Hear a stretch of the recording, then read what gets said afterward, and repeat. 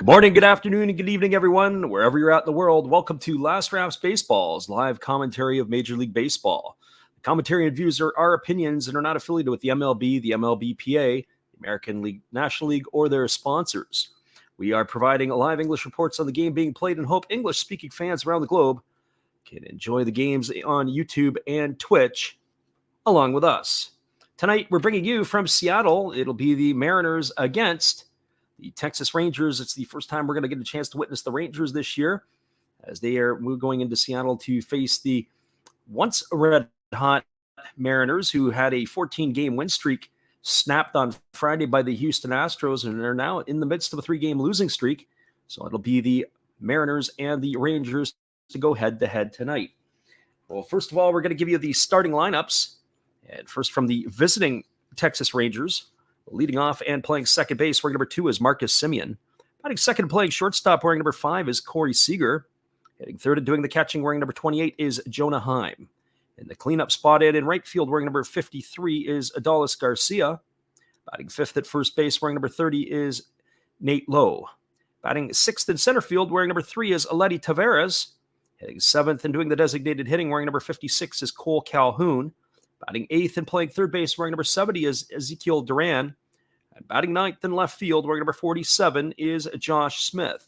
And they are going to face the right-hander, Chris Flexen, who has a 6-8 record on the season. He's worked 99 and 2/3 innings. He's allowed 104 hits, 42 runs, all of which have been earned. He's worked 35 and struck out 70. And he will be facing Glenn Otto, who will be facing the Mariners tonight. Glenn Otto is 4-6 on the season. He's got 61 and 2/3 innings under his belt with 56 hits allowed, 39 runs, 37 earned. He's walked 34 and struck out 47, and he's got an ERA of 5.40. So the lineup that Otto will face tonight for the Seattle Mariners, they'll roll off, leading off the shortstop, wearing number 3 is J.P. Crawford. Batting second and playing first base, wearing number 26 is Ty France. Hitting third and doing the designated hitting, wearing number 41 is Carlos Santana. Batting fourth and playing third base, wearing number 28 is Eugenio Suarez. Batting fifth and doing the catching is number 29, Cal Raleigh. Batting sixth and in left field, wearing number 26 tonight is Adam Frazier. Hitting seventh and playing second base, wearing number 13 is Abraham Toro. Batting eighth in center field, wearing number 25 is Dylan Moore. And batting ninth in right field, wearing number 0 is Sam Haggerty. So no J-Rod tonight, and that is how it's going to look. Of course, the star-studded outfield they thought that they would have at the beginning of the year with Mitch Haniger and J-Rod and Kalenic. Haniger is on the disabled list, or he's out right now. You've got also J-Rod has having some wrist issues after that home run derby. So they'll be making a decision on him if they're going to have to put him on the DL at some point. And then, of course, you've got Jared Kalenic, who is down in AAA. So that is your lineup as the starter Chris Flexen takes to the hill. We're going to get this one going in just a couple of moments. The hobbyist jumped in to say hello and also to say good night, and we appreciate him for poking his head in here as well. So Chris Flexen, who takes to the hill for the Seattle Mariners, this is his second season that he's been with Seattle. He originally was a New York Met and went overseas for a couple of years to the KBO. He used that as a sport to jumpstart his career. He came back to the Mariners last year, 14-6. Giving them 31 starts at 179 and 2/3 innings.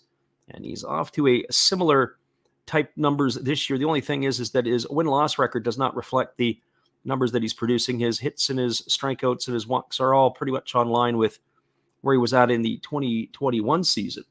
So he has just completed his warm-up tosses. The Mariners are wearing the white pants, but they've got their dark tops on tonight for their Monday night game. And it is going to be the Texas Rangers in their road grays with the red, white, and blue piping down the side of the leg. And Marcus Semien is ready to get this rolling as he's stepping up to the plate, ready to face Flexen. So Semien, Seager, and Heim here in the top of the first inning to face the right-hander Flexen, and we are underway at T-Mobile Park. Flexen rocks into the motion, and he kicks and delivers. It is a fastball taken for a called strike, and the count is quickly 0-1 to Semien. For Semien on the season, he's batting .244. He's got 13 homers and 46 runs batted in. Right-hander against the right-hander. Flexen delivers. A breaking ball swung on. This is lifted into center field. Camping out underneath it is the center fielder, Dylan Moore. He's going to make the catch, and that will retire Semien for the first out of the inning. So 1 up and 1 away. And that'll bring up the shortstop, Corey Seager. For Seager on the season, he's got his average up to .250. He's got 23 homers and 53 RBIs. He got off to a slow start in 2022. Both he and Marcus Semien were not off to the best of starts after signing huge free agent contracts. And here comes the first pitch to Seager. It is a fastball swung on. It is grounded softly to short. It's fielded by Crawford. He throws to first. And Seager is retired on a ground out 6-3 for out number 2. So 2 up and 2 away, and that brings up the catcher, Jonah Heim. For Heim on the season, he's batting .270. He's got 12 homers and 35 runs batted in. The catcher was acquired in a trade from the Oakland Athletics. And that was what sent Chris Davis to the Texas Rangers, along with Heim, for Elvis Andrus and Aramis Garcia. And here comes the first offering to Heim. It's a fastball that misses down and away, and the count is quickly 1-0. There's also Dane Acker, a minor leaguer who was in the deal as well. It seems to be turning out all right for the Rangers. Chris Davis did not produce like they thought he had, as he did in Oakland. But Heim has been the jewel of the deal. There's a fastball swung on. This ball is driven to deep right field. But there's room and space for the right fielder, Sam Haggerty. He's underneath it. He makes the catch. And that is going to do it here, as that will retire the side in order 1-2-3. So for the Texas Rangers, no runs, no hits, no errors, and nobody left the board. We're through a half inning. It is Texas nothing. The Seattle Mariners coming to bat. Stick around, everybody. We'll be back with the call in just a couple moments. It is the Mariners and the Rangers from T-Mobile Park in Seattle. We're glad you guys could listen in, whether you're doing it live or on delay. We'll be back here in just a few. Hang tight, everybody. Here is our friend Steve. Hello, guys. Steve Rademacher coming at you. I'm having my 500 subscriber giveaway if we get there by the end of this year. That's my name and my channel, Steve Rademacher.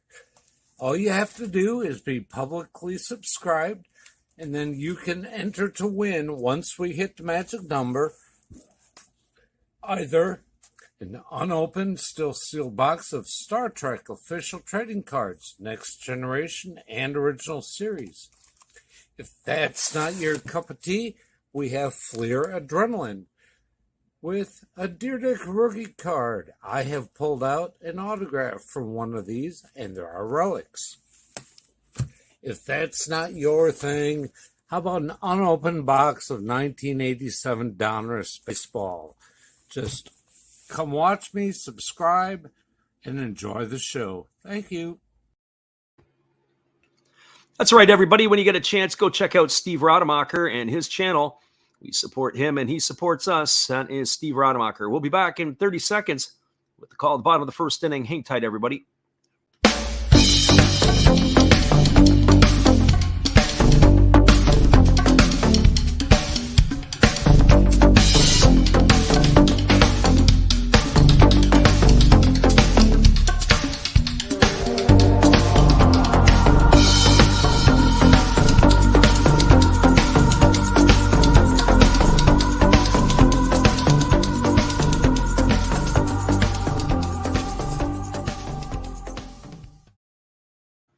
Welcome back, everybody. It'll be Glenn Otto, the former fifth-round pick of Yankees, taking over on the hill here for the Texas Rangers to start the ball game. He was a graduate of Rice University in Houston, Texas. He was drafted in the 2017 round by the New York Yankees, and he's ready to face J.P. Crawford. And the first pitch to Crawford is a fastball taken for a called strike. The count is 0-1. For Crawford on the season, he's hitting .263. He's got 5 homers and 26 runs batted in. He's waiting on the offering here from Otto. Otto works from a stretched position. Oh, there's nobody on base. And here comes the offering. He kicks and he fires. It is a fastball swung on and fouled away. And the count is now 0-2. Defensively for the Texas Rangers tonight, in the outfield from left to right, it is Josh Smith in left. Center field is Eliety Taveras. The right fielder is Adolis Garcia. Around the horn from first to third, it is Nate Lowe at first. The second baseman is Marcus Semien. Corey Seager is at short, and Ezekiel Duran is the third baseman. The battery is Otto and Jonah Heim.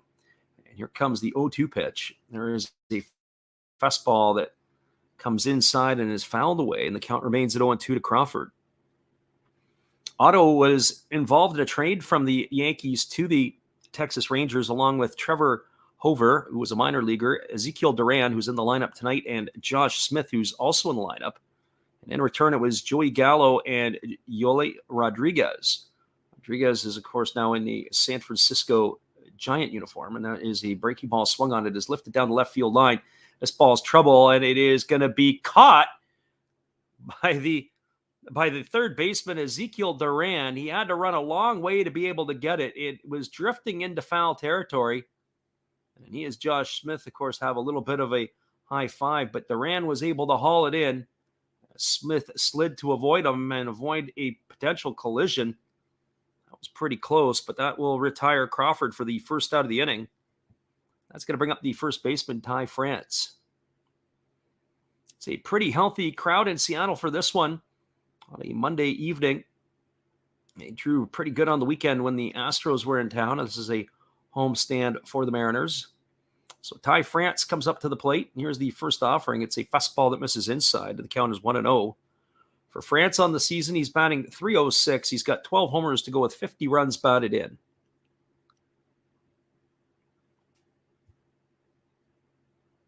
We have Mick is in the house. Mick 3Y. We appreciate you for stopping in. And here's the offering from Otto. It's a breaking ball swung on. This ball is lined over the head of the third baseman, Duran. It's into left field. Smith gets there. He cuts it off. Rounding first and going to be held to a long single is Ty France. And that is going to be the first runner of the ball game for either team, and that'll bring up the designated hitter, Carlos Santana. So a good swing there by France. He was able to align that right over the glove of the third baseman. Ezekiel Duran really crawled the ladder, but he just couldn't get up high enough. It was a good effort. So 2 plays involved the third baseman right out of the gate. It's going to bring up the designated hitter, Carlos Santana. Santana, the switch hitter, batting from the left side against the right-handed throwing Otto. Santana waggles the bat. Otto comes set. And now he kicks and delivers. It is a fastball that misses down and away, and the count is quickly 1-0. For Santana on the season, he's hitting .217. He's got 9 homers and 30 runs batted in. As we said, the Astros rolled into town, the other team in Texas, and rattled off 3 straight against the Mariners after their 14-game win streak has now officially come to an end. There's a breaking ball that misses down in the dirt. The count is now 2-0 to Santana. Mariners have been playing fantastic baseball. They were able to get themselves back into the playoff chase, certainly for the wild card position. It might be a little bit too much to ask for to be able to catch back up to the Astros. It's a good Monday night crowd, as we said, in Seattle. Maybe not the 40,000 plus that they were seeing over the weekend, but a solid crowd nonetheless tonight for Monday Night Baseball. So Santana gets himself dug in. And now he's ready on the 2-0 offering from Otto. Otto gets the sign from Heim. He comes set at the chest, and now he kicks and delivers. It's a fastball taken for a called strike. The count is now 2-1. Our friend Mick says Seattle by 1.5. I think that when I looked at this line tonight, or I looked at the pitchers tonight, I figured once we got through the order the first time, the offense may start to spark for both teams. Certainly Otto has struggled with his earned run average. There's a breaking ball that is swung on and missed, and the count now goes to 2-2 on Santana. Chris Flexen started the year rather rugged, but he has pitched much better as of late. Saw Flexen pitch against the Padres a couple of weeks ago, and he looked pretty good, and it looked like he's rattled off 3 or 4 good starts in a row, so may not be giving up the runs that he was doing early in the year. Here comes the offering. There's a breaking ball that's swung on and tap foul. It's fielded by the first base coach of the Mariners, who flips it into the stands. It's going to keep the count at 2 balls and 2 strikes. Got Steve Rademacher in the house tonight. We welcome you, Steve, for Mariners and Rangers baseball. They do have the shift on for Carlos Santana. 3 fielders to the right side of the infield. Otto gets the sign from his catcher, Heim. He comes set. And now he kicks and delivers. It is a fastball swung on. It is grounded over to Simeon. He flips it over to the shortstop.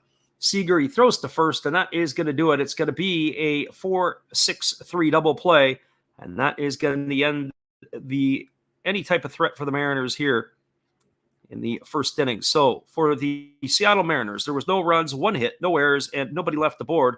We're through 1 complete. It is the Mariners nothing, the Rangers nothing. Stick around, everybody. We'll be right back in just a couple moments.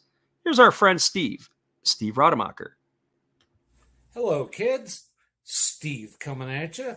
It's Steve Rademacher. And if you like interesting stuff, if you like to laugh a little bit, and if you enjoy collecting, this channel's for you. If you like non-sport cards, we have them. You like pseudo-sport cards, we open them. Even if you like entire boxes of completely pointless stuff or other sports, we have everything here. I drop a different video every day, and there's always a theme to it, from No Filter Friday to Saturday morning cartoons, even Sunday shoutouts. Once in a while, we'll get a little froggy and show Money Monday, where I showcase a bunch of my currency. We have Legos, we have Star Wars, we have a good time. We even have my brother on Takeover Tuesday. Be there or be square. Back to Freddy.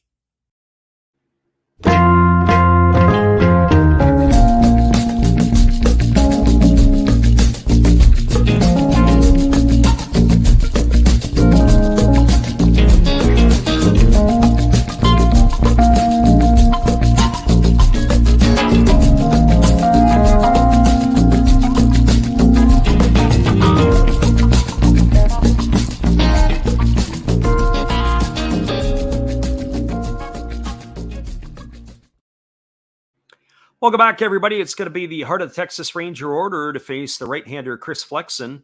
That's Adolis Garcia, Nate Lowe, and Leone Taveras.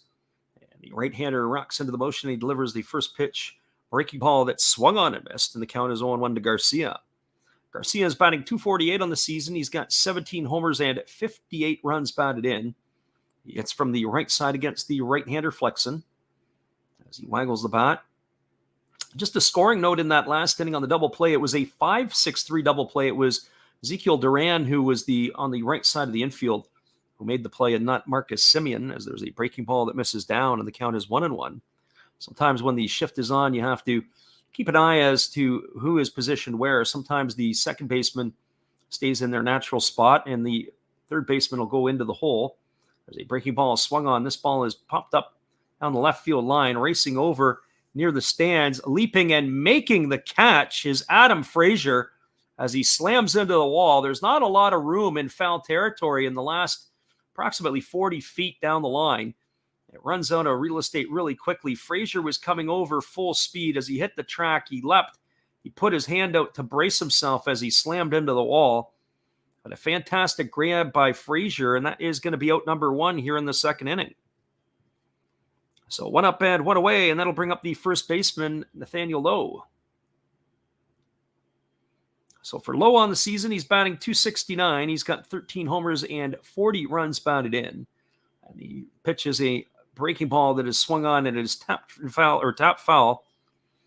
And that is going to quickly put the count at 0-1. The umpires for tonight's game, behind the plate, it's Adam Hamari. Chad Whitson is working first base. Jerry Lane is at second. And it is Malaki Moore in the rocking chair down at third. That is the ball game here. It's the first of a 3-game homestand against the Rangers today. And here comes the pitch. It is a fastball that misses upstairs. The count is now 1-1 to low. Defensively for the Mariners tonight, we'll get you their defense here from left to right. As Flexen kicks and delivers, it is a fastball swung on. This ball is hit down the right field line. It's in the corner, and it could be extra bases. Lowe is rounded first. He's heading to second, and he is going to cruise in standing up with a one-out double, and that will bring up the center fielder, Leody Taveras. It's the first hit of the ball game for the Rangers as Taveras strides to the plate. Defensively for the Mariners, from left to right in the outfield, it's Adam Frazier in left, Dylan Moore is in center, and Sam Haggerty is the right fielder. Around the horn from first to third, at first it is Ty France. The second baseman tonight is Abraham Toro. The shortstop is J.P. Crawford, and the third baseman is Eugenio Suarez. And the catcher, of course, is Cal Raleigh. And we want to welcome Santiago into the stream. We appreciate your support. As there's a first pitch changeup taken for a called strike, and the count is 0-1 to Taveras. Taveras on the season is batting .340. He's got 3 homers and 18 runs batted in. He's batting from the left side as the switch hitter against the right-hander Flexen, who delivers a changeup that is swung on and missed, and the count is now 0-2. So no balls and 2 strikes to Leody Taveras. We do have some programming notes as we are going to be doing some more games this week. We will be back on tomorrow night, but we will be taking Wednesday evening off.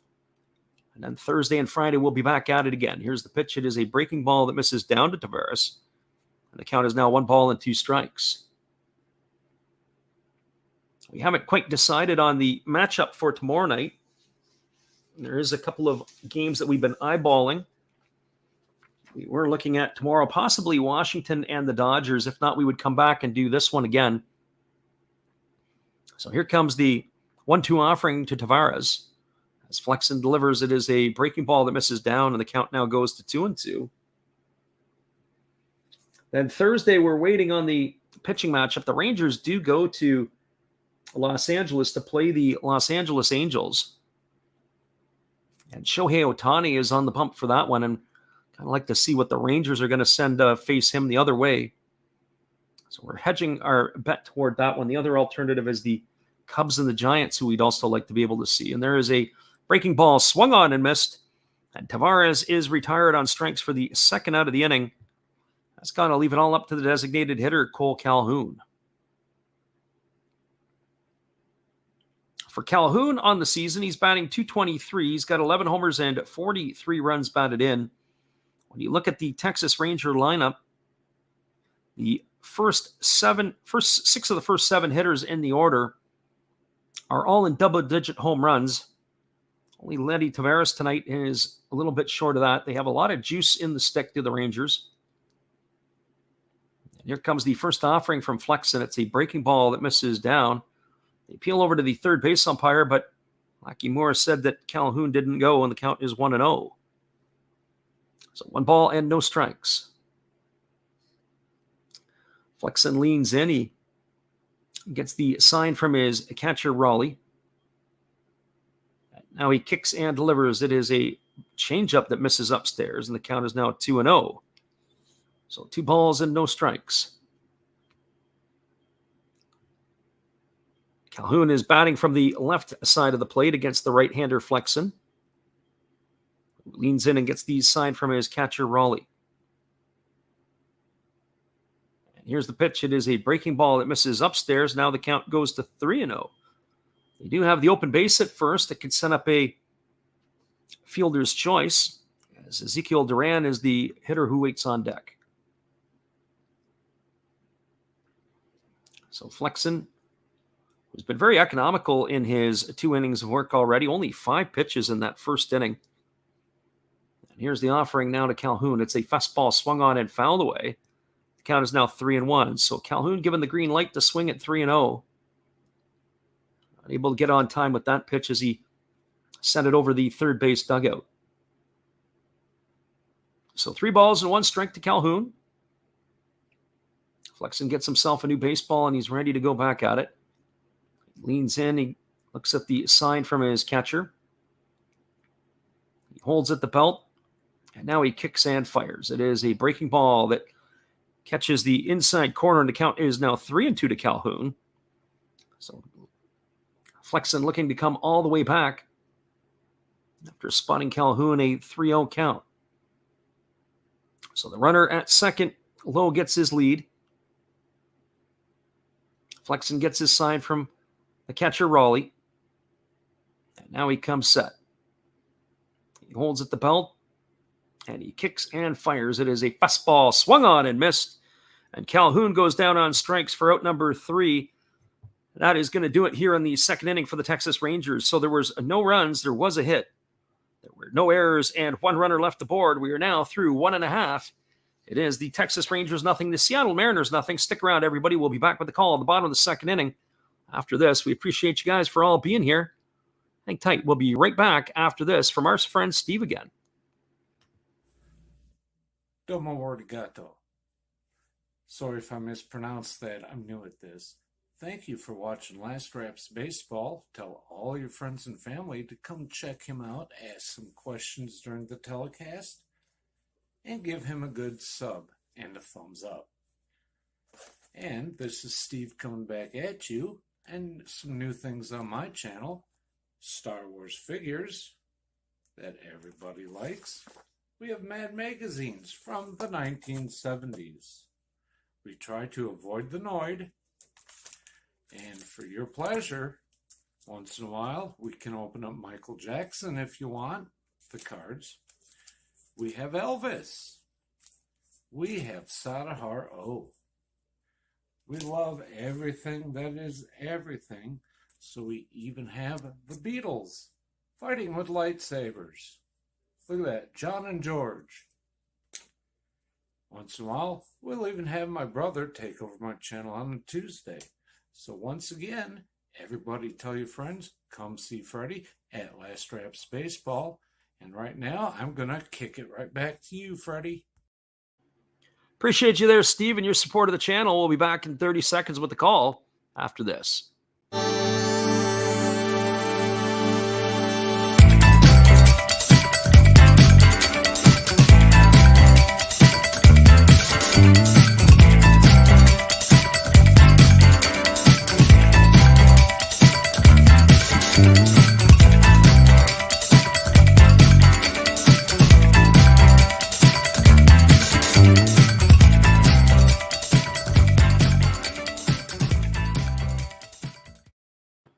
Welcome back, everybody. It is going to be the heart of the Seattle batting order with Eugenio Suarez, Cal Raleigh, and Adam Frazier to face the right-hander Glenn Otto.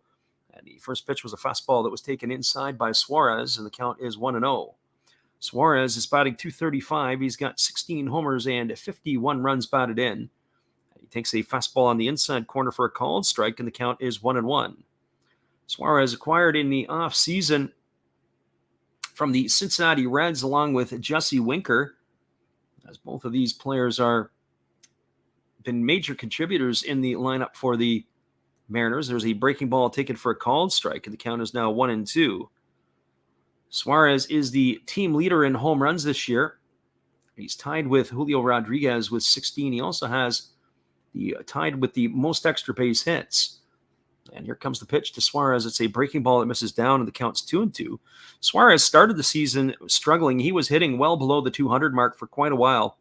But as the weather has warmed up, he has picked it up. He's probably well away from the career-high home run total that he had a few years ago where he hit. There was a fastball swung on and fouled away. Where Suarez with the Cincinnati Reds was able to hit 49 homers, fell one shy of 50. Twice in his career, he has driven in over 100 runs, but the glaring statistic is that he does lead the league in strikeouts right now. He's struck out 130 times already this year. And here comes the pitch. It is a breaking ball that misses upstairs. And the count now is 3-2 to Suarez. Jesse Winker was not in the lineup as he left yesterday's ball game as he tweaked his ankle. So that is the running mate who came over in the trade.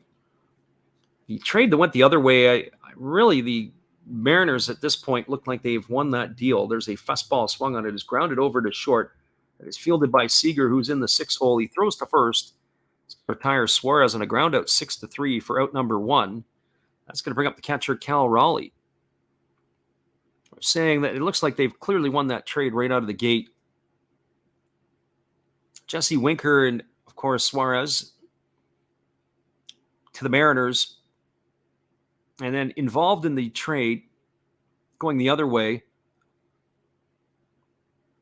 was Brandon Williamson, who's a minor leaguer. Don't know the story on him. It's not yet. Then they also got Justin Dunn and Jake Fraley. Well, Jake Fraley I haven't seen in a Reds uniform for quite a while. There's a breaking ball swung on. This ball is hammered down the right field line. It's off the wall, and rounding first and coming to a stop is Raleigh. He's going to be held to a single. It was a really nice play by the right fielder, Adolis Garcia, to play it off the wall. So that is going to hold Raleigh to a 1-out single, and that's going to bring up left fielder Adam Frazier. But Justin Dunn, in particular, who went over there, he was done for the season. Himself a issue with his shoulder, landed him on the disease. Basically, he got a pitch from shoulder. Ended up getting Fraley, who's placed on the 60-day DL, and a minor leaguer for basically giving 2 pieces up off your roster. So Firestale in Cincinnati, there's a fastball ticket for a called strike. And the count is 0-1 to Frazier. For Frazier on the season, he's batting .237. He's got 3 homers and 24 RBIs. He waggles the bat as he's waiting on the offering from the right-hander Otto. Here he kicks and delivers. It's a fastball that misses down, and the count is now 1-1. So 1 ball and 1 strike.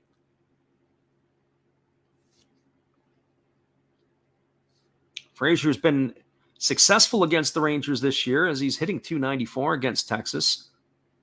Played the Rangers a number of times in their divisional battles.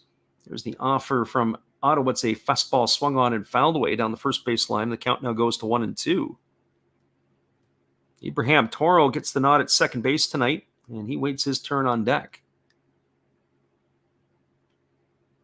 So Ottawa wipes the sweat off. It's a hot one tonight in Seattle by Seattle standards, and it's only going to get hotter in this series. So it's like they're playing in Texas. It's 84 degrees right now, but they're talking mid-upper 90s tomorrow and on Wednesday. So the Pacific Northwest, which has been immune to the heat wave across the United States, is now getting their due. And there's a breaking ball swung on and missed. And that is going to retire Frazier for the second out of the inning. That's going to leave it all up to the second baseman, Abraham Toro. For Toro on the season, he's batting .179. He's got 8 homers and 24 runs batted in. It's the nod at second base, does the switch hitting player from Canada. He is a Quebec native, born and bred. So he gets up to the plate. He was acquired in a trade with the Houston Astros last year by the Mariners, a rare in-division trade. There's a breaking ball swung on and fouled away. The count is 0-1. When you look at the Mariner lineup, there are not a lot of homegrown players in the Seattle lineup. And you start checking off the roster and you look at it and you say, well, who is a homegrown player? Well, Sam Haggerty, when we go up from the bottom, he wasn't. He was originally drafted by the Cleveland Indians organization, now Guardians. Dylan Moore was originally drafted by the Texas Rangers. Here's the pitch. It is a fastball swung on it. His top tapped slowly back to the pitcher, Otto. He fields it. He underhands it to first, and that's going to retire Toro on a ground out 1-3. And that will do it here for the Mariners in their half of the second inning. There was no runs, 1 hit, no errors, and nobody left the board. We're now through 2 complete. It is the Seattle Mariners nothing, the Texas Rangers nothing. Stick around, everybody. We'll be back with the call. The top of the third inning after this when we return from our friend Dave. Be sure to check out his channel after the game. Hey, everybody. Thanks for checking out the game and Last Raps Baseball. This is Dave, Zero Thought Sports Cards. If you like pack openings, baseball, all that good stuff, check us out. Drop a comment on our channel this month to win a mystery pack of cards. All you gotta do is say Last Rap sent you to be entered. And we'll drop a video later on this month announcing the winner. Enjoy the game. Appreciate you, Dave, and your support of the channel, and in turn, we support Zero Fox Sports. Be sure to check out the Game Changer Lounge and let him know Last Drafts Baseball sent you, and he will put you in a draw for a mystery pack of cards that he'll mail out to you. Hang tight, everybody. We'll be back in just a moment after this, the call of the top of the third inning.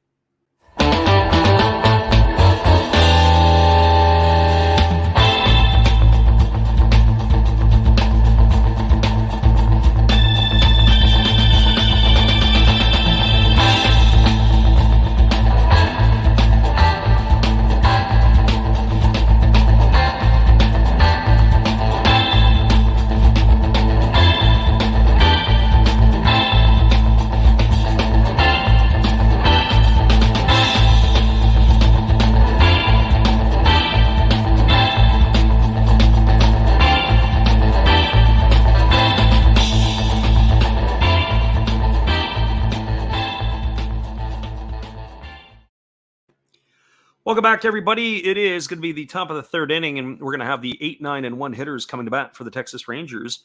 That means Ezekiel Duran, Josh Smith, and Marcus Semien come to bat against Chris Flexen here in the third inning.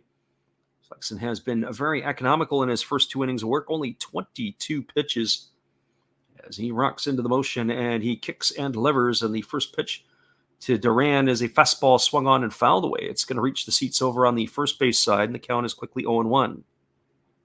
For Duran on the season, he's batting .263. He's got a couple of homers and 9 runs batted in. We're talking about, in the last half inning, about players that are homegrown players for the Mariners. So we started to go through their lineup tonight. There's a breaking ball swung on. And this ball is slapped through the 4-hole into right field. And Duran is aboard with a single to lead off the third inning. That's going to bring up the left fielder, Josh Smith. Well, so too is the Texas Rangers. They don't have a lot of homegrowns in their lineup. Their free agent signings at the top of the order, Semien and Seager. And then we have acquired Jonah Heim in a trade with Oakland. They've got Adolis Garcia from the St. Louis Cardinal organization. Nate Lowe, he was, of course, Tampa Bay Ray at the beginning of his career. We'll go through the rest here in just a moment, as here comes the first pitch to Josh Smith. As Flexen delivers, it's a fastball that catches the outside corner for a called strike, and the count is 0-1. Smith on the season's batting .206. He's got a homer and 11 runs batted in. We always note the players who don't wear batting gloves, and that would fit into the category here for Josh Smith. Smith is one of those rare breeds that don't wear batting gloves when they come to hit. And there is a breaking ball swung on and missed, and the count now goes to 0-2.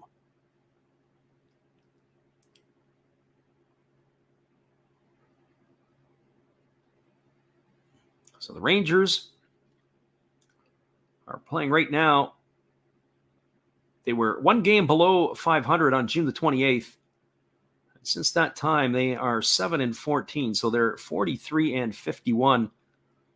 They're sliding ever so back out of the playoff hunt or the wild card hunt here. And here comes the 0-2 offering to Smith. Flexen delivers. It's a breaking ball that misses upstairs, and the count is 1-2. I was talking about the players here for the Texas Rangers, guys who are homegrown players. You look at some of them there, as we talked about before. Eddie Taveras would be one of those guys who fits into that category. Cole Calhoun certainly wasn't. He was the Angels all the way. There's a breaking ball that misses upstairs. The count is now 2-2 to Smith. Ezekiel Duran. Ezekiel Duran is in his rookie year with the Rangers. He was originally signed as a free agent by the Yankees, but he was involved in the trade, as we mentioned before, about that deal, as was Josh Smith, who were sent from the Yankees to the Rangers. There's a breaking ball that misses upstairs. Counts 3-2. So really, in the offensive side of things, only one homegrown player in the Texas lineup, and that is Letty Taveras. So that ought to say a lot about either A, the scouting system, or B, the lack of scouting, or if they're drafting players. They're using them to flip them in trades to be able to get established players because maybe they're not developing within their own system. And here comes the pitch, and it is a fastball swung on and missed. They said it was a foul tip. It was dropped at the plate by the catcher, Raleigh. I'm not sure. I'd have to see that one again, but it sure didn't look like it was a tip. Like Raleigh just outright missed it, but the home plate umpire, Adam Harari, said so it must be true. It's going to keep the count at 3-2.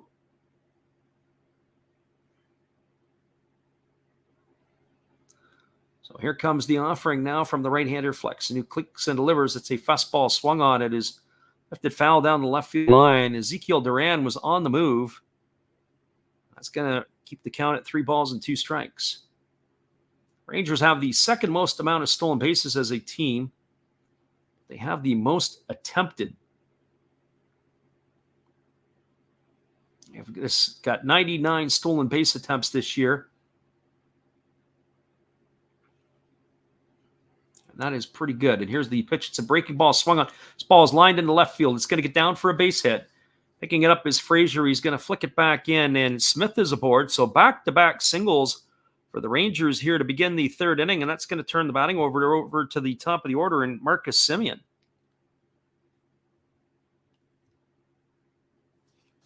Our friend Mick says it's work tonight. Luckily, the KBO's on.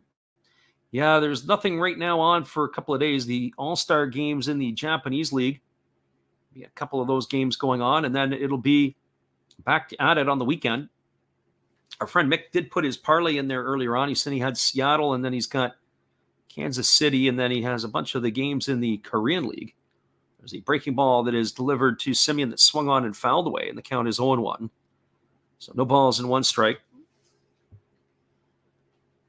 We'll be looking over the schedule on the weekend and providing 3 NPB games in our late night grid, at least 2, possibly 3.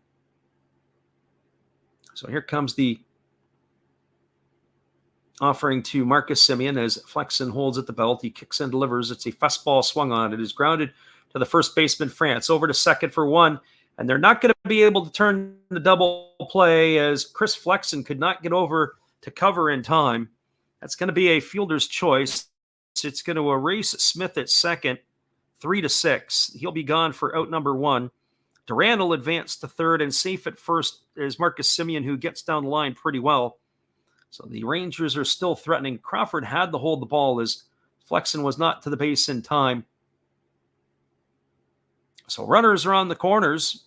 That's going to bring Corey Seager to the plate. Kind of makes you wonder, depending upon how they were positioned there, whether or not the pitcher had a chance. And I say that because the first baseman was well into the hole, Ty France, and he fielded the ball, but he had no chance to be able to get back to the bag. Well, again, the Mariners set up shop with a shift to the right side. They've got Corey Seager playing in the shift. They've got Suarez as the only fielder on the left side of the infield. And here comes the first offering from Flexen. It's a breaking ball that is swung on and missed, and the count is quickly 0-1. Seager tonight is 0 for 1. He grounded to the shortstop his first time up. The runner at third is Duran. The runner at first is Semien. To keep our eye here on Semien, he does have 17 stolen bases on the year. Here's the pitch from Flexen, and it's a breaking ball in the dirt, and it gets away from the catcher Raleigh, and it gets all the way to the backstop. And that is going to be a wild pitch. That's going to score the first run of the ball game. The Rangers are on the board. As Ezekiel Duran will come in to score, Semien will advance to second on the wild pitch. And to be quite blunt, it was not a very good way that first of all, it was a wild pitch. So that's on the pitcher, but it was a terrible job by the catcher Raleigh. He tried to backhand the ball, and the ball hit the dirt and ended up skipping by him rather than blocking the ball. There's a changeup that misses outside, and the count now goes to 2-1. So, yeah, it is going to go against the pitcher, but really the effort wasn't there by the catcher Raleigh.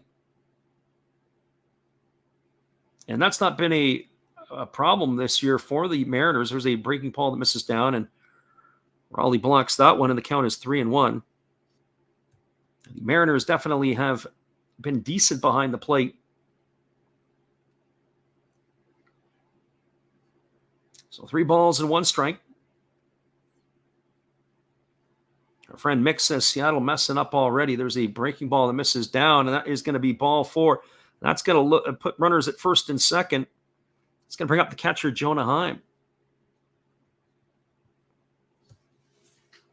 As Mick was saying, Seattle messing up already. I saw them on Saturday, and they were in tough. You have to face Justin Verlander, but even the weekend series, that's pretty tough. Was it Urquidy on Friday night, Verlander on Saturday, and Framber Valdez on Sunday. That pitching staff for Houston, you think about it, they lost Garrett Cole, and they lost Zach Greinke. Of course, Greinke's at the twilight of his career. And they haven't skipped the beat. Justin Verlander's been outstanding. Christian Javier has been outstanding. The 2 other pitchers are Urquidy and Javier and Luis Garcia. It's been a fantastic starting staff. There is a fastball swung on. This ball is lined to right field. Moving over underneath it is Haggerty. He makes the catch.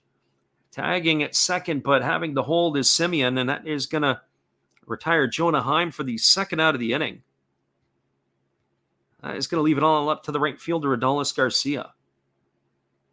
Jonah Heim hit that pitch right on the screws. It was right on the line to the right fielder. It looked like that, I don't know if Semien was off on the pitch as if he was wanting to take third base, but he was so far off the bag, he had no chance to get back and tag up in time. So maybe a base running gaff there by the Rangers. The first pitch to Garcia is a fastball that backs him off the plate. The count is 1-0. So 1 ball and no strikes to Garcia. Garcia flew out to left field his first time up.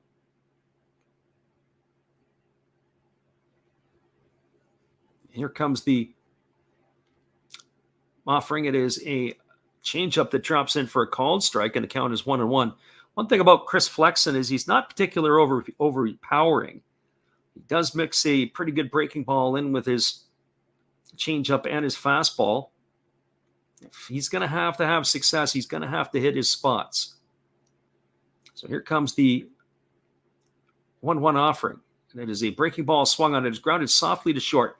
It's fielded by Crawford. He throws on the run to first base. It is up the line, and the ball is dropped by France. He couldn't apply the tag. That's going to load the bases. We're going to have to see how they're going to score that one. I have a feeling it's probably going to be an error on the shortstop. So that's going to put Semien to third. Seager is now moved to second, and Garcia is at first. As we watch it again, it was not an easy play, but France had to come off the base as he was trying to catch the ball. He's blowing a bubble, and the ball ends up hitting the deck. But we take a look at that one. Boy, that was really close to hitting Marcus Semien. Was going from second to third. And Semien had the hold. The one thing that France did do is keep the ball in front and not let it get to all the way to the fence already. Our friend Mick is in the chat here, and he's not very happy, you can tell. So here we go. Here comes the offering from Flexen. It's a fastball swung on, and it's hit foul down the right field line, not by much. And the count is quickly 0-1 to Nate Lowe. Lowe tonight is 1 for 1. He doubled his first time up. That will be an error charge to the shortstop. So no balls and 1 strike. And here's the offering from Flexen. It's a changeup that misses down, and the count is now 1-1. So 1 ball and 1 strike to Nathaniel Lowe. Bases are full of Rangers. They're threatening here to add more. They've already got 1 run here on the top of the 3rd inning against the Mariners. And here's the offering from Flexen. It's a fastball swung on and fouled away. And the count is now 1-2. So 1 ball and 2 strikes. Flexen gets himself a new baseball, and he rubs it up. Well, as economical as the right-hander was in the first 2 innings, his pitch count has really ratcheted up here. It was only 22 pitches through innings 1 and 2, and he's already thrown 25 in this inning here. So here comes the 2-2 offering now The 1-2 offering to Nate Lowe. And he kicks and delivers. It is a fastball swung on and fouled away. And the count remains at 1-2. So 1 ball and 2 strikes to Lowe.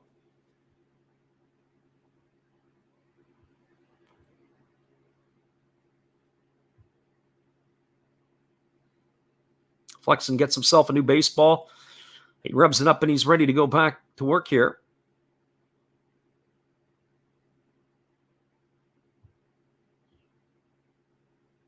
And here comes the offering. It's a breaking ball swung on. It is grounded softly over to short. It is fielded by the shortstop Crawford. He throws to first, and it's in time to beat Lowe. It's going to go down as a ground out 6-3. So the defense there bails out the pitcher Flexen for the 3rd out of the inning. So there was a run in the inning. There was 2 hits. There was an error, and there were 3 runners left aboard. We are now through 2.5 innings. It is the Texas Rangers 1, the Seattle Mariners nothing. Stick around, everybody. We'll be back with the call in just a couple moments. We're glad you guys could keep it here with us. Whether you listen live or on delay, it's always appreciative that you're here. Here's our friend Steve again.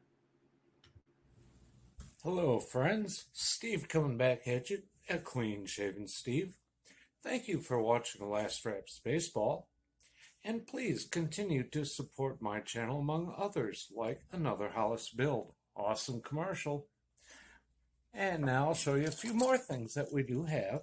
We have toys, like this bobblehead Star Wars on wheels. We have Noids. We can't keep avoiding them forever. We do have Legos. Love my Legos. We have Origami Folder. Check him out. He's new into this, getting started, has good following already. We have Redbeard Breaks. And we also have these things that, in a pinch, will tell you what your temperature is. So, if you like all of this, and if you like Last Raps Baseball, join all of us. We'd love to have you. And I know you would enjoy us. Thank you, peace, good night, and cheers.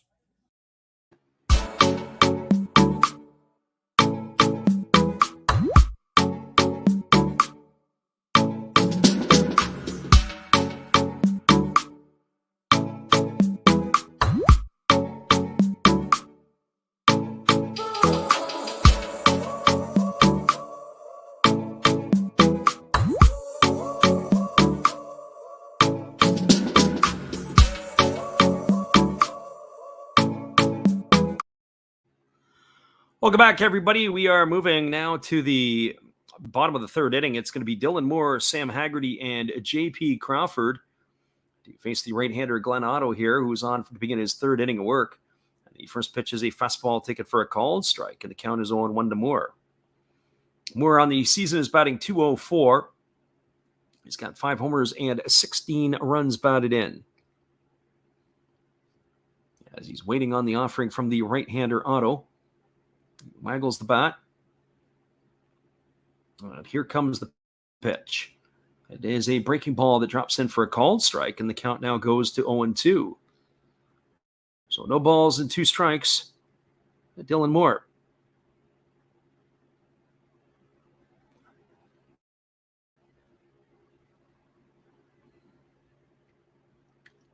Otto ready to go back at it, and he delivers a breaking ball that misses down in the way, and the count is 1-2. As we said, it's been a bit of a patchwork outfield for the Seattle Mariners. When you think of entering the season with Jared Kalenich, Julio Rodriguez, Kyle Lewis, and Mitch Haniger, 4 outfielders that they would expect to be holding down those 3 spots. There's a breaking ball that misses down in the way. The count is now 2-2. Moore, Haggerty, and of course, Adam Frazier tonight getting the nod in left field have really been helpful for the Mariners this year, as they have had their injury woes as of late. And of course, Kalenich, because of poor performance down in the minors, there's a fastball swung on and fouled away, and the count remains at 2-2. So 2 balls and 2 strikes to Dylan Moore. Mariners definitely have their prospects in place. And here comes the 2-2 pitch. As he kicks and delivers, it's a breaking ball swung on and missed. And Moore has gone down on strikes for the first out of the inning. That's the second strikeout in the books for right-hander Dylan Moore.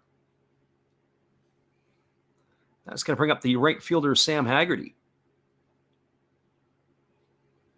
Haggerty is one of those players who's really produced in his short amount of time with the Mariners here. As we said, getting some part-time duties, batting .283. He's got a couple homers and 7 RBIs.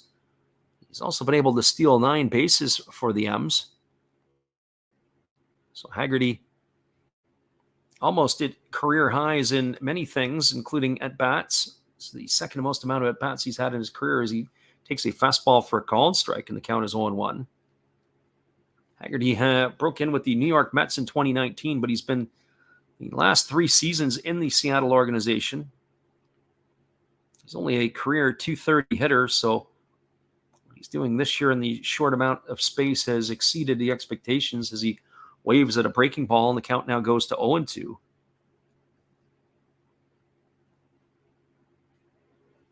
This is Haggerty's 4th year at the big league level, or 4th parts of 4 seasons. Originally a 24th round draft pick of the Cleveland Indians back in the 2015 draft. And here comes the offering from Otto as he delivers a breaking ball that swung on and missed. That is going to retire Haggerty for the second out of the inning. So 2 up and 2 away via the strikeout. It's going to bring up the shortstop, J.P. Crawford, just to finish off a little bit about Haggerty. Was acquired, actually was claimed off of waivers by the Mariners back in January of 2020 from the Mets. So they basically got him for nothing. So that is where we stand here with Sam Haggerty. That brings up Crawford to the plate. Crawford is 0 for 1 today. He popped out to the third baseman his first time up. He's hitting .263 on the year. He's got 5 homers and 26 runs batted in. He bats from the left side against the right-hander Otto, who delivers a fastball for a called strike, and the count is 0-1. That was a 2-seam fastball that had a lot of arm side run to it. It looked like it was coming inside, and then it ran its way across the plate. So no balls and 1 strike to Crawford.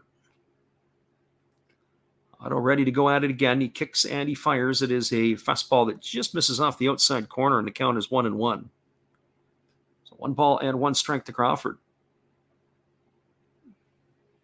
Ty France waits on deck. Should he get an opportunity to come to bat in the inning? And here's the pitch. It is a fastball that misses upstairs. The count now goes to 2-1 on Crawford. So 2 balls and 1 strike. Otto gets his side from Jonah Heim. And now he's ready to deliver. It is a breaking ball swung on. This ball is hit down the right field line. If it's fair, it's going to be trouble, but it just went a little bit foul. That's going to run the count to 2-2. Had to wait on that one. Couldn't get the view of the umpire, but the way that Garcia was fielding it, he was fielding it as if it was still alive. So it didn't miss by much as we get the replay. Just hooked it foul down the right field line, did Crawford. So that was going to run the count to 2-2. So 2 balls and 2 strikes. The sun is setting in Seattle, and it's a little bit of havoc that's going on. There is a little bit of light shining just behind home plate. There's a fastball that misses inside, and the count is now 3 balls and 2 strikes to Crawford. It's kind of weird the way that the sun is reflecting there. It's not necessarily in the hitters' faces, but the reflections are shining through them. So it's a little bit of a tough spot here as we're in the twilight. I've seen a couple of games the Boston Red Sox have played where it's at this time of the day, and it gets really tough with the light. As there's a breaking ball swung on and fouled away, and the count remains at 3-2. So 3 balls and 2 strikes. We got Matt Hollis in the house. He says, how's everything going? Stopping in. Game's going pretty good. Better than that Padre-Tiger game earlier tonight. And here comes the 3-2 offering. As the kicks and delivers, it's a fastball swung on. It is ground over to short. That is fielded by Corey Seager. He throws to first, and that is going to do it as Crawford is retired on a ground out 6-3. And that is going to end it here in the third inning for the Mariners. So the Mariners go quietly with no runs, no hits, no errors, and nobody left the board. We are now through 3 complete in Seattle. It is the Texas Rangers 1, the Seattle Mariners nothing. Stick around, everybody. We'll be back with the top of the fourth inning when we return after this from our friend Steve Rademacher. Hello, and we'll be right back to Last Reps Baseball after this brief message from me, Steve Rademacher. Thank you all for watching my channel and supporting me. Thank you all for supporting Freddie and Last Reps Baseball. He does an awesome job commentating. And to show you some more stuff that you can see on my channel, we have shiny Pokemon cards. We have Hall of Fame quarterbacks like Brett Favre. We have Bo Jackson playing baseball. That's right. That's his rookie card. Very nice. We even have gold. We have gold. We have wrestlers.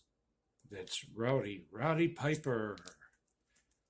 And yes, we even have Jason Stokes and many ways to destroy him. So now, thank you again. Back to your regular program with your host, Last Reps Baseball.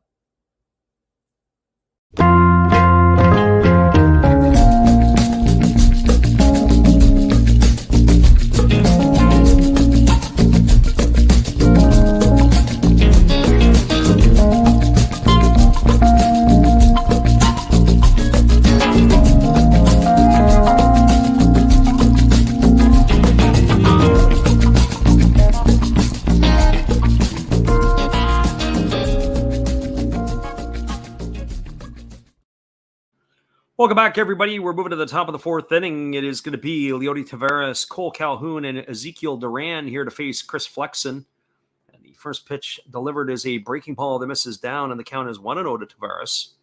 Taveras tonight is 0 for 1. He struck out his first time up. His average has slipped to .337 on the season. He's having a very good year to this point. A lot of talk about Leody Taveras being an impact player for the Rangers as he takes a fastball off the outside corner, and the count is now 2-0. Came up with a lot of fanfare and a lot of expectations, but not a lot of performance to this. 226 on his career, so this is a boon for him as he swings at a breaking ball and fouls it away, and the count is 2-1. Entered the game tonight with 34 hits and 100 at-bats. 3 homers and 18 RBIs. At matching or near career highs in pretty much every offensive category. So there's a changeup swung on and missed, and the count goes even to 2-2. We'll have to keep our eye on the game in Arizona between the Diamondbacks and the Giants, although that's just changed off our board. It was a perfect game going on in Arizona against the Giants, but the Diamondbacks just got themselves a hit. There's a fastball swung on and missed. And Taveras is gone out for out number 1 here in the fourth inning. That's going to bring up the designated hitter, Cole Calhoun. We'll be taking a quick look at the out-of-town scoreboard as we cycle through. There are some finals across Major League Baseball. There are a number of games, surprisingly, that are currently going on late starts or later starts. A plethora of games on the coast here on Monday night. So here comes Calhoun to face Flexen. He's 0 for 1 tonight. He struck out his first time up as Flexen rocks into the delivery, and it's a changeup that misses down and away, and the count is 1-0. As we'll cycle through some of those finals for you. There was Merrill Kelly, by the way, who's on the hill for the Diamondbacks tonight, pitching really well. Colorado Rockies shut out the Brewers in Milwaukee 2-0. And here comes the offering. It is a breaking ball that misses upstairs, and the count is now 2-0 to Calhoun. Kyle Freeland got the win. It was Aaron Ashby lost his 8th of the season for the Brewers. Daniel Bard got the save for the Rocks. The Chicago Cubs are on a roll out of the All-Star break. There was a fastball taken for a called strike. The count is 2-1 to Cole Calhoun. They knocked off the Pirates today 3-2. was Michael Givens with his 6th win of the year. As Flexen rocks into the delivery and he fires a pitch, it is a changeup swung on and fouled away, and the count goes even to 2-2. Boston Red Sox knocked off the Guardians today 3-1. Schreiber got his 3rd win. Plesac took the loss for the Guardians. Whitlock got the save. There's been talk that the Red Sox might be sellers at the deadline. They've really not played good baseball lately, and there is talk that they may be trying to ship off some of their star players. There's a breaking ball swung on and fouled away, and the count now remains at 2-2. The Phillies knocked off the Atlanta Braves 6-4. Belatti got the win for the Phils. Minter took the loss for the Braves. Sir Anthony Dominguez picked up the save. So Flexen ready to go back at it. Here's the 2-2 offering to Calhoun. He kicks and delivers. It's a fastball swung on and missed. Calhoun has gone for out on strikes for the 2nd time today. So those 2 hitters in the order, Flexen has got Calhoun and Tavares' numbers. Those were all his strikeouts tonight so far. That's going to bring up Ezekiel Duran. For Duran, he's 1 for 1 tonight, and he has scored the Rangers' only run. So he comes up facing the right-hander Flexen. As Flexen working from the windup, he kicks and delivers. First pitch is a fastball swung on. It is popped up. It's in foul territory. It is going to drift back into the seats as Raleigh watches it go about 7-8 rows deep.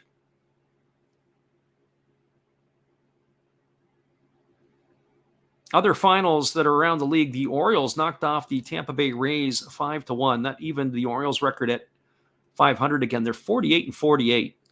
They're only 4 off of the Tampa Bay Rays. Vespi got the win. Corey Kluber took the loss. There's a fastball that misses inside, and the count is now 1-1.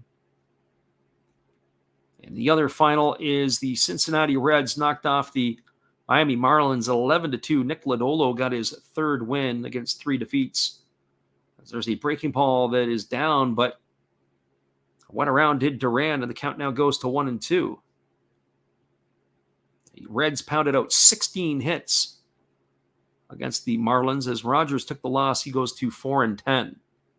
Those are all your finals. Oh, the other final that we missed out on, Detroit Tigers knocked off the San Diego Padres tonight. There was a fastball that misses up and away, and the count goes to 2-2.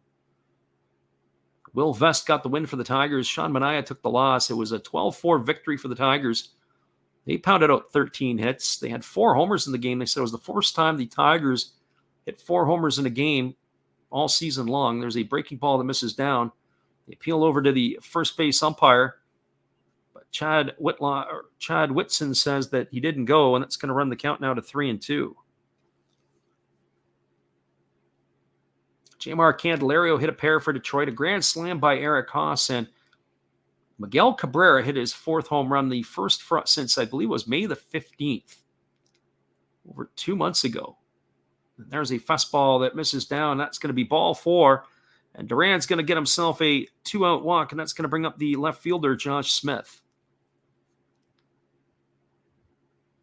Our friend Matt Hollis is there. And he says he appreciate you stopping in tonight, Matt, of course. We enjoy you having a stop in here, and hopefully we'll catch you again soon. And maybe it'll be the Padres at some point later in the week. We're just going to see those guys again in another week or so. And there's a fastball swung on. It is drilled down the right field line, but it's just going to hook foul. The count is no balls and 1 strike to Josh Smith.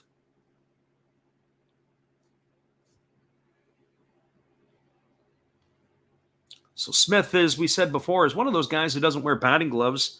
The other guys that always come to our mind is Joey Wendell currently with the Marlins. You've got Casey Janssen of the Toronto Blue Jays. You've got a couple of guys in San Diego. There's a changeup that drops in for a called strike, and the count is now 0-2 to Smith. A couple of guys in San Diego, Trent Grisham and Will Myers, although Will Myers, we haven't seen much of him this year. They definitely have the shift on here for Smith. Suarez is as close as you could get to the bag in the shortstop position. It is completely open on the third baseline. And here's the pitch. It is a Breaking ball swung on it is popped up behind home plate. And this one is going to get into the seats as well. Raleigh had a hard time finding it. The pitcher, Flexen, was pointing up, but he could not see where the ball went. Raleigh's had his challenges tonight, blocking balls and keeping them in front. And even that one there, not knowing where the pitch had gone. Couldn't even see it, didn't even know where it was. So no balls and 2 strikes to Smith.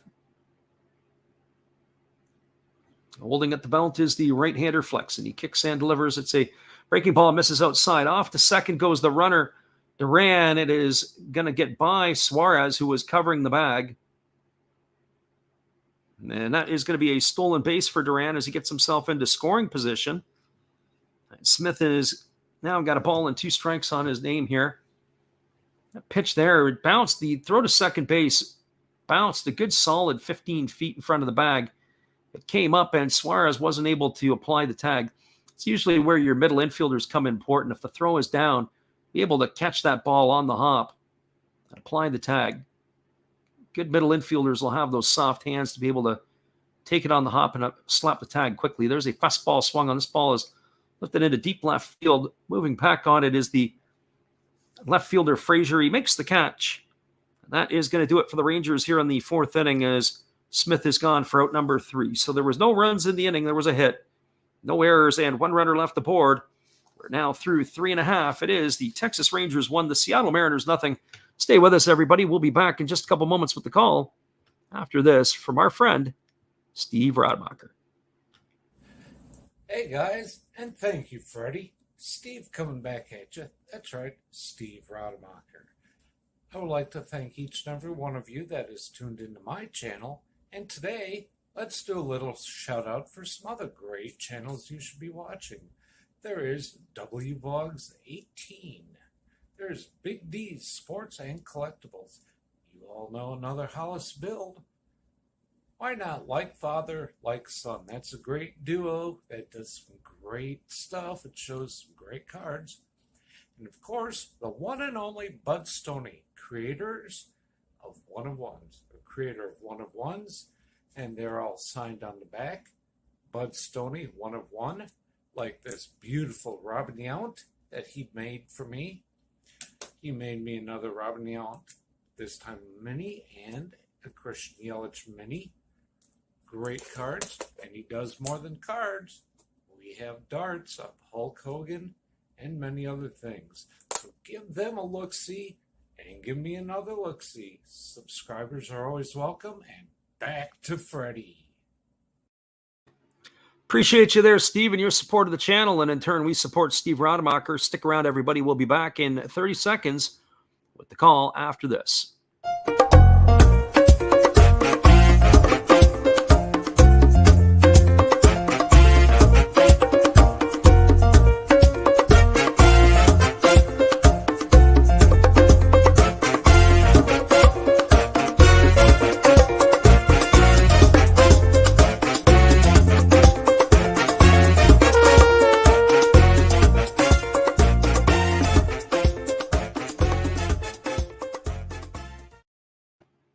Welcome back, everybody. We're moving to the bottom of the 4th inning, and it is going to be the 2, 3, and 4 hitters in the batting order for the Mariners. And the first pitch delivered to Ty France is a fastball that catches the outside corner for a called strike, and the count is 0-1.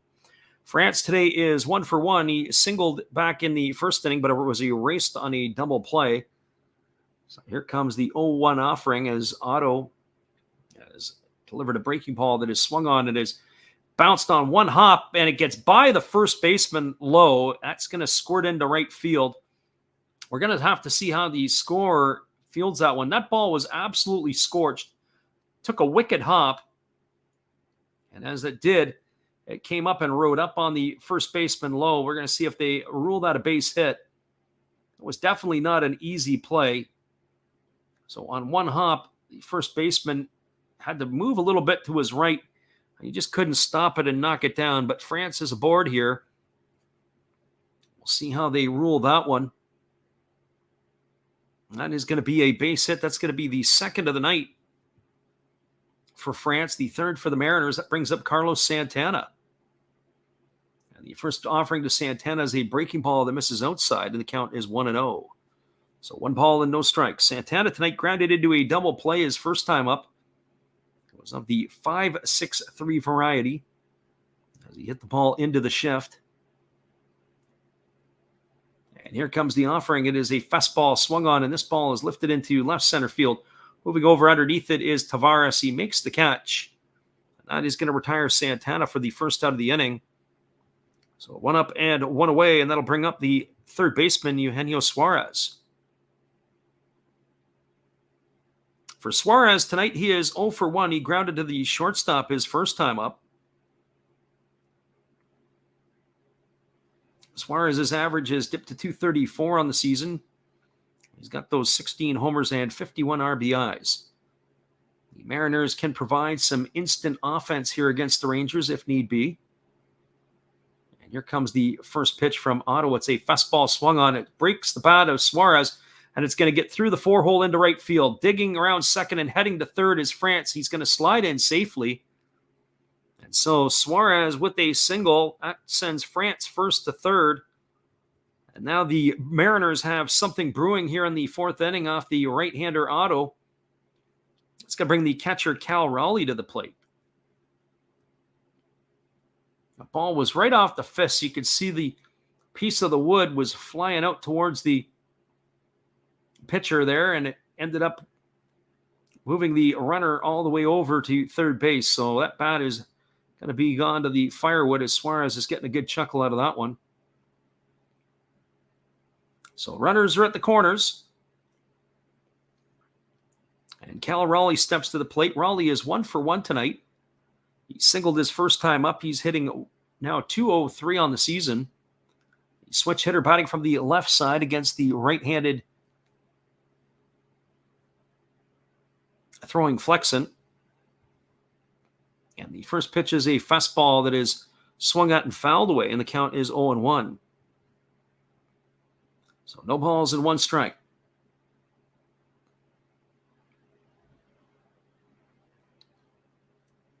Otto's, I would look at, when I watch Otto pitch, I would have to say that he is a bit sneaky fast. He can bring it up to 92 to 3 miles an hour. He's got a little bit of movement on his pitches. He's able to keep the hitters off balance. This will be a tricky inning for him as he's now rolling through the order for the second time. There's a fastball that misses down, and the count goes even to 1-1. First time through the batting order, he only allowed a couple of hits. He's already allowed 2 hits to the first 4 hitters. Second time through the order. I have to say, I've not seen Otto pitch before, but I kind of like his stuff. There's other players that are surviving in the big leagues with worse stuff than him. There's a fastball that misses down, and the count is 2-1. He does have some movement on the fastball. We've seen the 2-seamer tonight with some arm side run.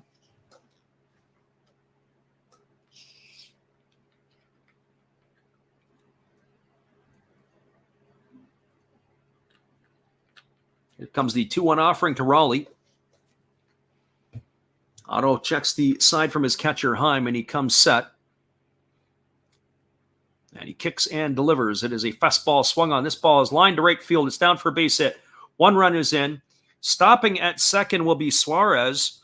That's going to be an RBI single for Raleigh, his second hit of the ball game, and that's going to even the score up at 1 apiece as France crosses the plate with the first Mariner run of the ball game. That's going to bring up the left fielder, Adam Frazier. So our friend Mick, who's been in the chat tonight, he's probably getting a little bit excited now as the bats of the Mariners are starting to heat up. He was talking about the Mariners being his pick for the evening. So runners are at first and second. The runner at second is Suarez. The runner at first is Raleigh. Frazier steps to the plate, who's 0 for 1 tonight. And we have a conference on the hill as the Mariner pitching coach is out to talk to the young right-hander.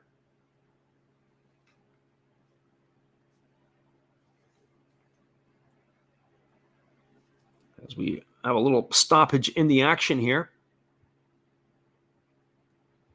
As we said, we do appreciate everybody, whether you listen live or on delay, for coming into the stream. It is a pleasure to have everybody with us here tonight.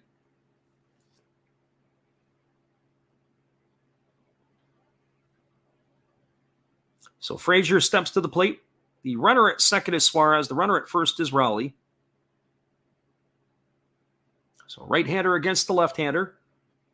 Otto ready to go back to work. And he kicks and delivers. It's a fastball that misses down, and the count is 1-0. I will say that Otto is looking like a different pitcher this inning. He's only gotten ahead in the count one time. Actually, check it 2 times because Suarez had a base hit on the first pitch that he saw. And here comes the offering now to Frazier. It is a fastball swung on. It is grounded, and it's going to get by the diving first baseman Lowe. Coming up and firing to the plate is the right fielder Garcia, and that's going to hold Suarez at third. So Frazier's got himself a single, and the Mariners now have the bases loaded with 1 gone here in the 4th inning, and that's going to bring up the second baseman, Abraham Toro. So for Toro, he is 0 for 1 tonight. He grounded back to the pitcher his first time up. He's batting 178 on the season as the switch hitter.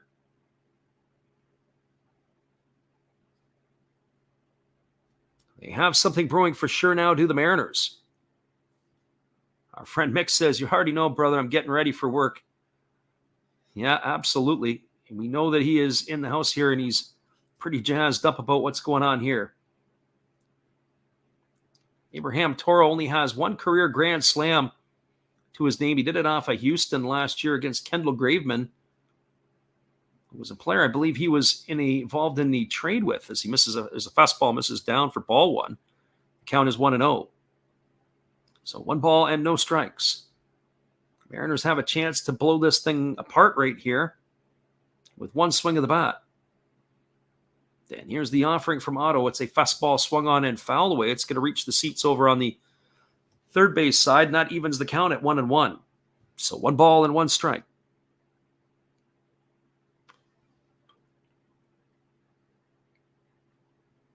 Toro began his career with the Houston Astro organization, and we talked about those rare in-division trades, as he was a mid-season acquisition by the Mariners last year from the Houston Astros. And there's the pitch. It's a fastball that misses upstairs, and the count is now 2-1. Jerry DiPoto, the general manager for the Mariners, never afraid to pull the trigger on a trade of any variety. He certainly is a trader, or a jack of all trades. So 2 balls and 1 strike to Toro. The right-hander Otto comes set. And now he kicks and delivers. It is a breaking ball swung on. This ball is lifted into right field. I don't know if it's deep enough. Coming in is Garcia. He makes the catch, tagging at third, and holding is Suarez as that throw comes to the plate. Toro was not happy with himself. He did not hit that ball deep enough to be able to sacrifice the runner home. And so he has gone on a fly ball to right field for out number 2, and that's going to leave it all up to the center fielder, Dylan Moore. The arm from Garcia is an absolute cannon. He threw a nice 1-hopper to the plate. Jonah Heim did a pretty good job of blocking that ball. So the Cuban-born right fielder for the Rangers does his part. That's going to bring up Dylan Moore, who is 0 for 1 tonight. He struck out his first time up. His average has slipped to 203 on the season. And here comes the offering. It is a breaking ball that catches the outside corner for a called strike, and the count is 0-1 to Moore. Sure, I necessarily agreed with that one. That pitch was a breaking ball that kept breaking away and away. But it was a really good job by Jonah Heim to be able to frame that pitch, to be able to drop to the knee. Nice job by Heim. So here comes the 0-1. And there's a breaking ball that catches the outside corner again, and the count is now 0-2 to Moore. Dylan Moore's got a grand slam in his career, and it came in that same series against Houston last year that Abraham Toro hit his.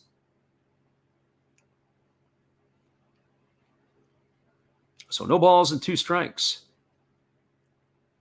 And here's the pitch. It is a breaking ball that misses outside, and the count is 1-2. For the Mariners, they've got 1 grand slam this season, and it is J-Rod against the Texas Rangers. Of course, Julio Rodriguez not in the lineup again tonight. As they said, he's got that issue with his wrist. I'll be curious to see if they're going to be making a move to put him on the disabled list or not. They give him a couple days rest here, make a decision. They'll probably be retroactive. So here comes the 1-2 offering.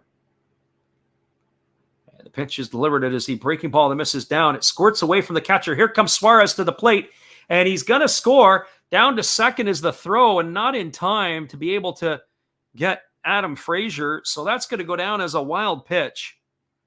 That is going to be a gifted run. He wasn't able to get it. The ball squirted away from Heim. The catcher, Heim, started to go out for the ball, and then somebody had to get to the plate. Otto was a little bit slow in covering. So Heim ended up retracing his steps when the ball came to him. He tried to flick it with his glove back to Heim, but it was not in time as Suarez goes head first into the plate to score the second run of the inning for the Mariners. It's going to advance the runners to second and third on the wild pitch. And that's going to run the count to 2-2 on Moore.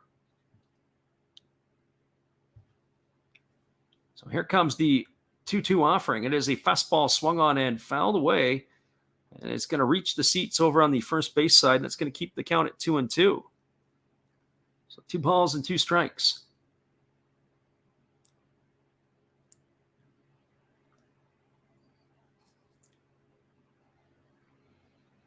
So the runner at third now is Raleigh. The runner at second is Frazier with 2 gone.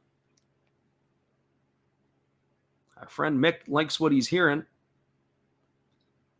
as the Mariners now have a 2-1 lead in the bottom of the fourth here.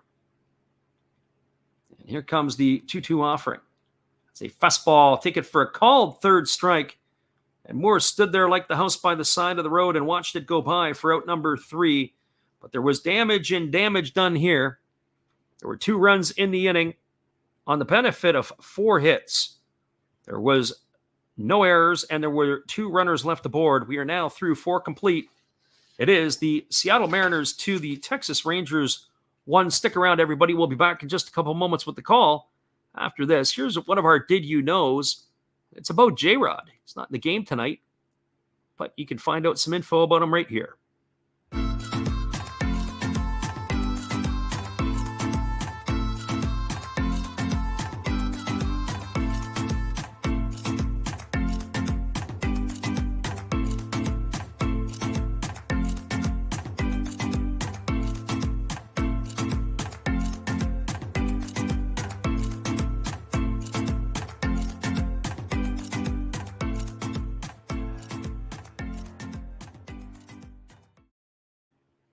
Welcome back, everybody. It is a 2-1 ball game as we're moving to the top of the 5th inning. The Mariners got both their runs in the bottom of the 4th. We'll be back in just a couple moments after this.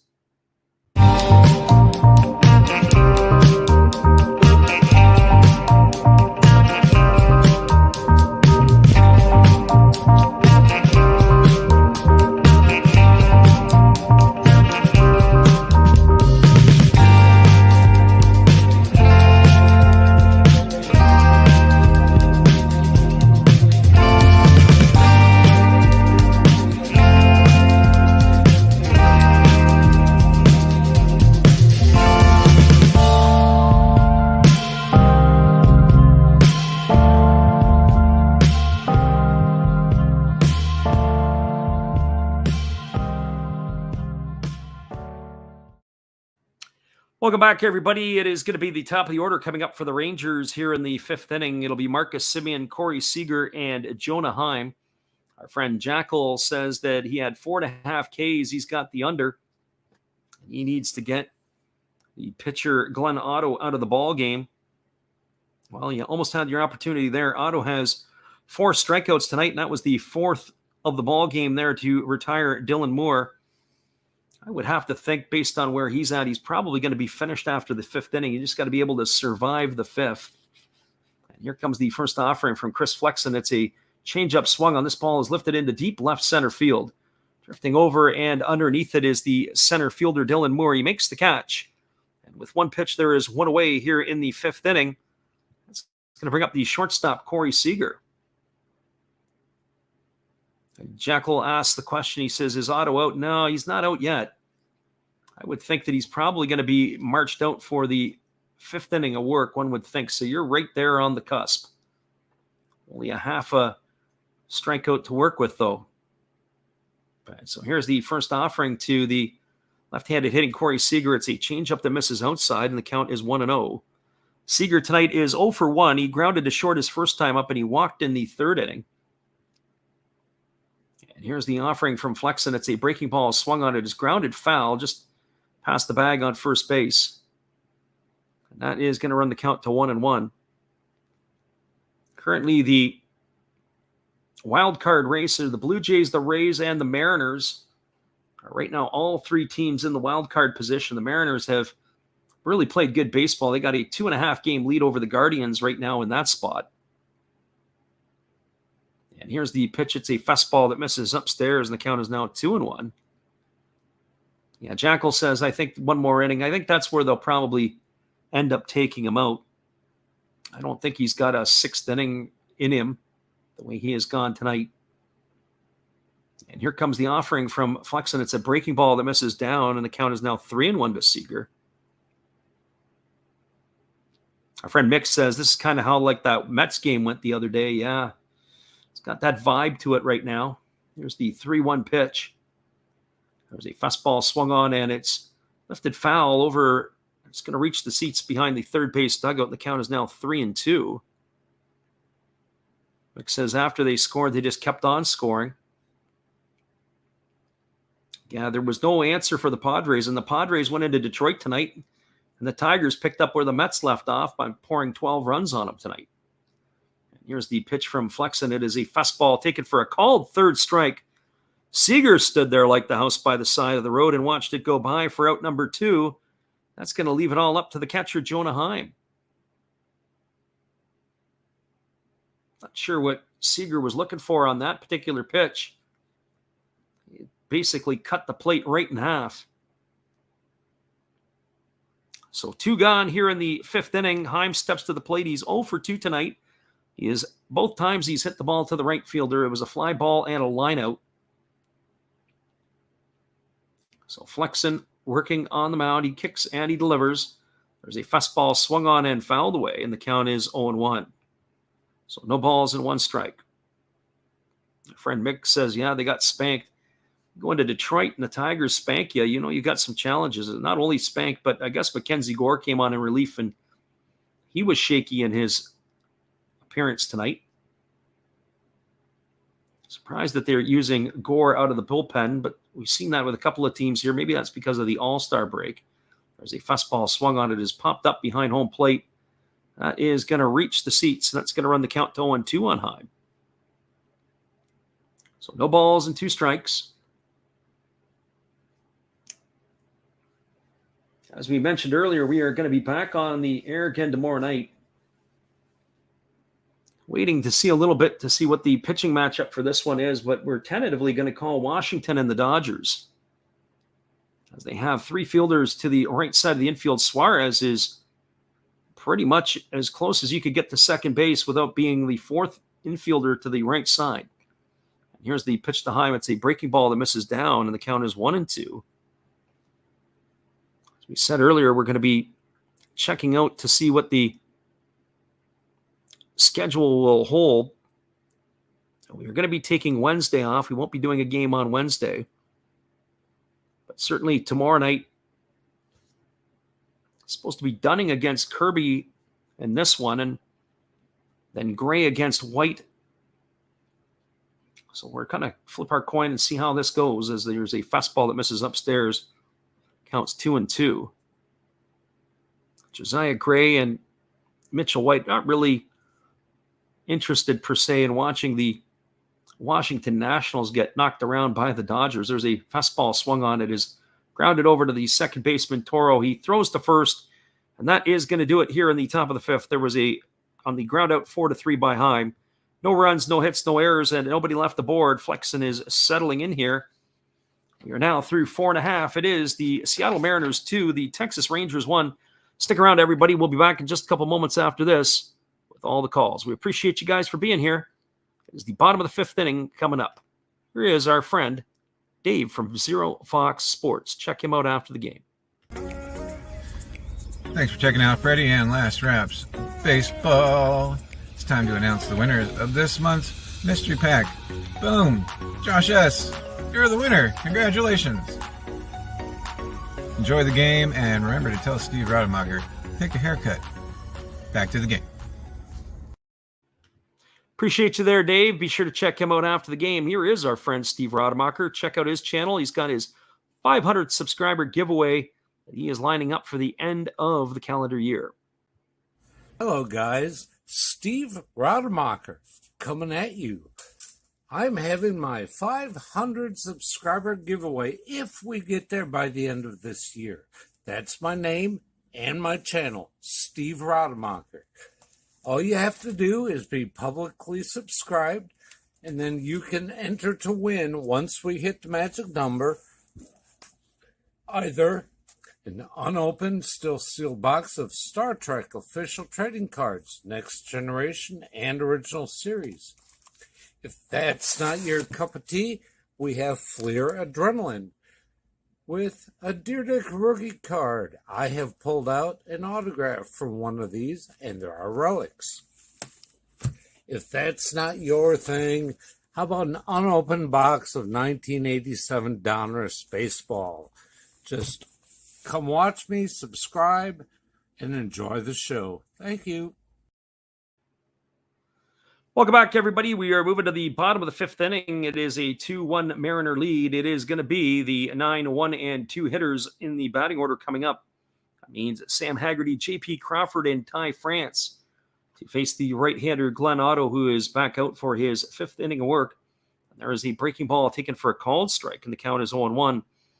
Otto has delivered so far 63 pitches through his 4 innings of work.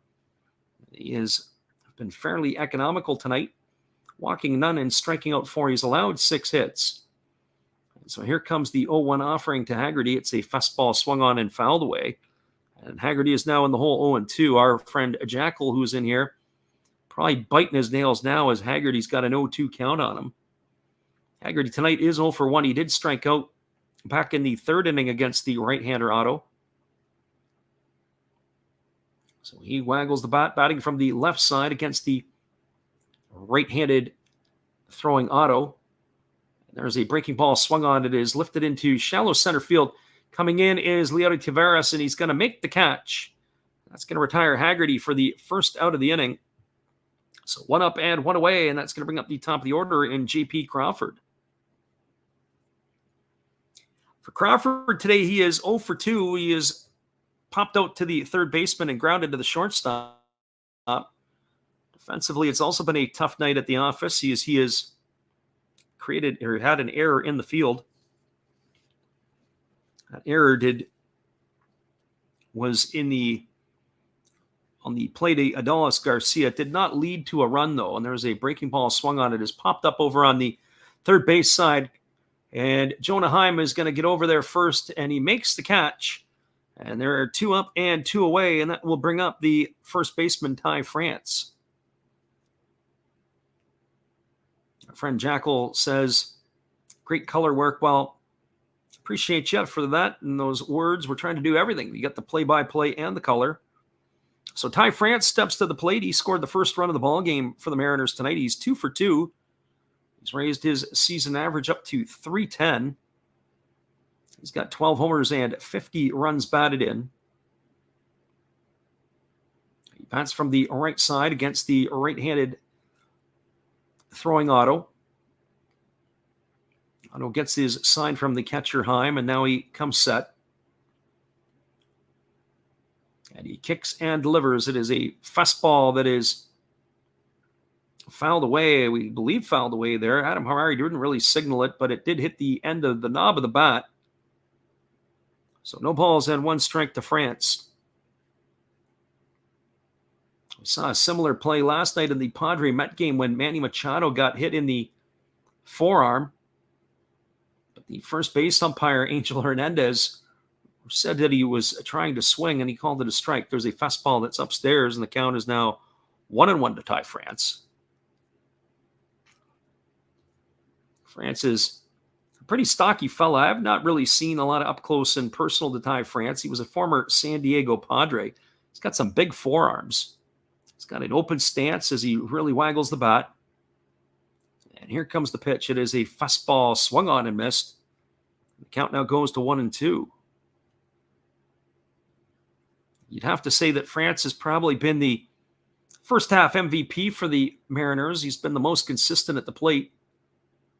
That average north of 300. Also, 50 RBIs on the year. Only Eugenio Suarez has more in the lineup tonight.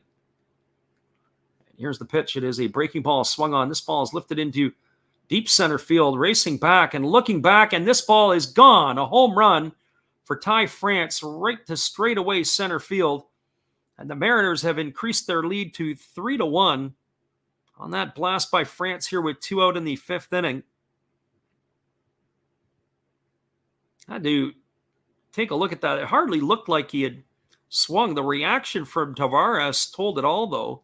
When the center fielder started back, he just kind of pulled up about 30 feet from the fence and watched it sail right down in front of the batter's eye. I didn't know if it had enough legs. It was a breaking ball that kind of hung a bit.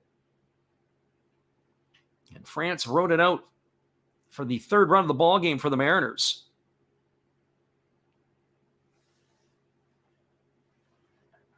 So that is going to bring up the designated hitter, Carlos Santana. Santana is 0 for 2 tonight. There's a breaking ball swung on, and this ball is belted to deep center field. Racing back on it, and on the warning track is Tavares, and he's going to haul it in just in front of the 401 sign in center field, and that is going to do it here for the Mariners in their half of the 5th inning. But they've added to their lead. There was 1 run on 1 hit, the home run by Ty France. There were no errors and nobody left the board. We're now through 5 complete in Seattle. It is the Mariners 3, the Texas Rangers 1. Stick around, everybody. We'll be back in just a couple moments after this. We're glad you guys could be with us. Here is our friend Steve Rademacher once again. Hello, guys. Thank you for joining Freddie here on his baseball game. And I'm Steve Rademacher, and my channel is really all about everybody, including all my international friends.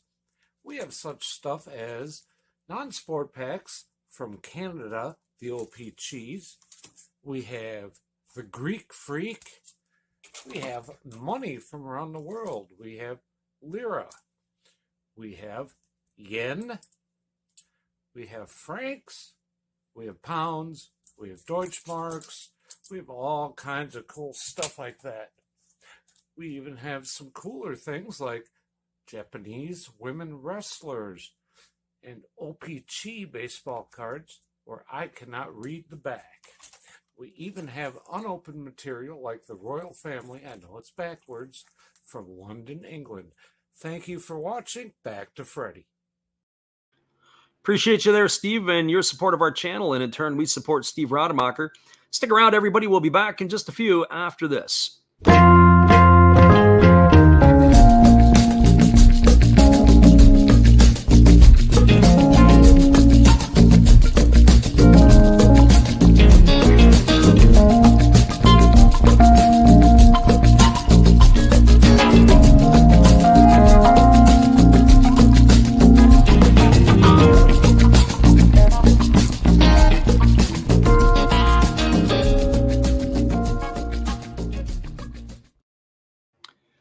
Welcome back, everybody. It is going to be the heart of the Texas Ranger batting order coming to bat here in the top of the 6th inning to face Chris Flexen. That means Adolis Garcia, Nate Lowe, and Leody Tavares. And the first pitch is a breaking ball swung on. This ball is lifted to deep right field, racing back and leaping up, and it's going to be in the stands for a home run as Adolis Garcia has gone the other way. It just stayed to the left of the foul pole, and he has cut into the lead. It is now 3-2. For the Seattle Mariners. That ball got out in a hurry. It was on a line. And that is going to now make the score 3-2 for the Mariners.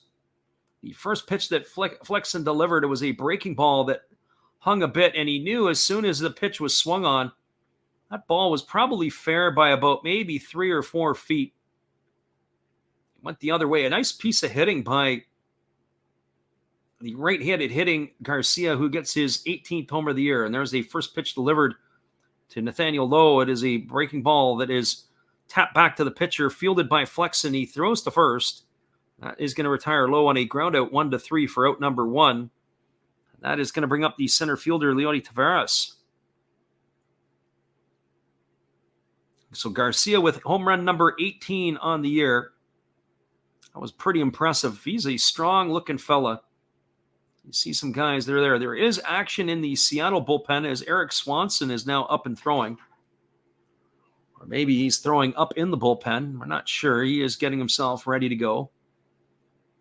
And here comes the pitch. It is a breaking ball swung on. This ball is lifted to left field. Moving over underneath it is the left fielder, Adam Frazier, and he makes the catch. So 3 pitches. 1 has left the park, and 2 have resulted in outs. That's going to bring up the designated hitter, Cole Calhoun.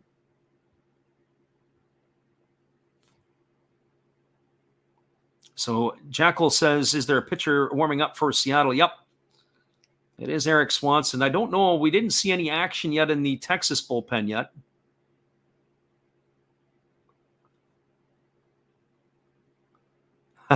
Jackal says, got to get more excited if there's a home run. Yeah, well, sometimes we do. Sometimes it's a little bit tough. I didn't know it was a home run in that area. Sometimes there. And the other part is because we're calling the game a little bit neutral, I don't necessarily want to do it for chase our Rangers fans away, as the first pitch is a breaking ball missing down to Calhoun, and the count is 1-0. So 1 ball and no strikes. There's a fastball that misses down, and the count is now 2-0. So 2 balls and no strikes. So hopefully, Jackal, you'll come on back again and listen again with us later in the week. Our big stuff that we love to do is the Japanese games on the weekend. That is where we love our stuff, doing the late night games. There's a fastball swung on and fouled away, and the count is now 2-1. As I say, sometimes I don't want to necessarily get too excited and jump out of my socks, because even though we're doing this game tonight, it is kind of the Ranger fans are in here as much as the Mariner fans would be, and don't want to get too exuberant for one over the other. And here's the breaking ball that is swung on. This ball is lined to first, and a great diving catch by the first baseman, Ty France. And that is going to end the inning here in inning number 6 for the Rangers. But the Rangers get 1 back. They had a run in the inning on the home run by Garcia with 1 hit. There was no errors and nobody left the board. We're now moving to the bottom of the 6th. Stick around, everybody. We'll be right back in just a few after this. Our friend Jackal's got a lot of questions. We'll try to answer as many as we can when we return. This is Steve Rademacher, and I'd like to introduce you to my channel if you haven't seen it before.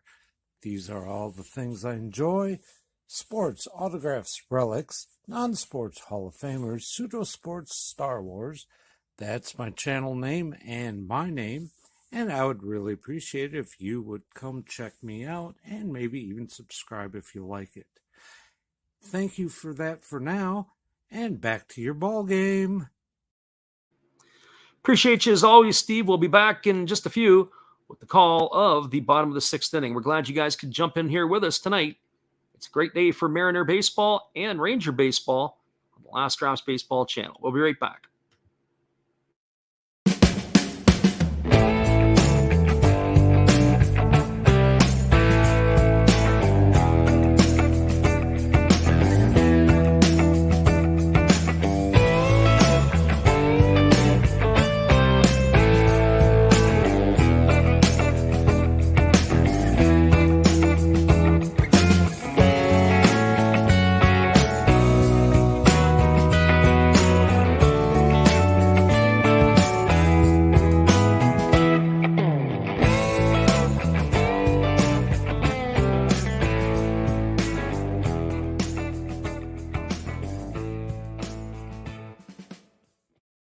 Welcome back, everybody. We are moving to the bottom half of the 6th inning. It's going to be Eugenio Suarez, Cal Raleigh, and Adam Frazier to come to bat. That is the heart of the Seattle Mariner batting order, as that is who is due up. Our friend Jackal says, do we do late night West Coast games? Well, we do the NPB stuff on the weekends, so those are the really late ones. That's 10 o'clock Pacific time and 1 a.m. Eastern. And we'll do those calls, and then we do some of the big league games of the day. We haven't really sorted out our schedule for the week yet, as Ottawa is back on to pitch here, and the first pitch is a fastball swung on. It's grounded foul, Just past the bag at third base. It is fielded by Duran, but it's in foul territory, and the count is quickly 0-1 to Suarez. Suarez today is 1 for 2. He singled and scored a run, and he's grounded to the shortstop. He's pulled his batting average up to 236. So we do a lot of West Coast games, but usually it's the daytime games that we try to get done in the morning sometimes. And there's a changeup that misses down, and the count is now 1-1 to Suarez. Suarez has scored that second run of the ball game. He was brought home on the wild pitch by the right-hander Otto back in the fourth inning. There's a fastball that misses upstairs, and the count is now 2-1. There is more action in the Seattle bullpen. I didn't get the number on the pitcher, but it looks like it's possibly Munoz up and throwing. Saw him the other day. He's got a full set of braces on his teeth. So here comes the offering to Suarez. It's a fastball that misses down and away, and the count now goes to 3-1. We still don't have any updates on action in the Texas bullpen, but that is the 76th pitch delivered by the right-hander Otto. He's been fairly economical tonight. His time on the mound. So here comes the 3-1 offering. Kicks and delivers. It's a fastball that misses inside, and Suarez has drawn himself a leadoff walk here in the sixth inning. That is going to bring up the catcher, Cal Raleigh.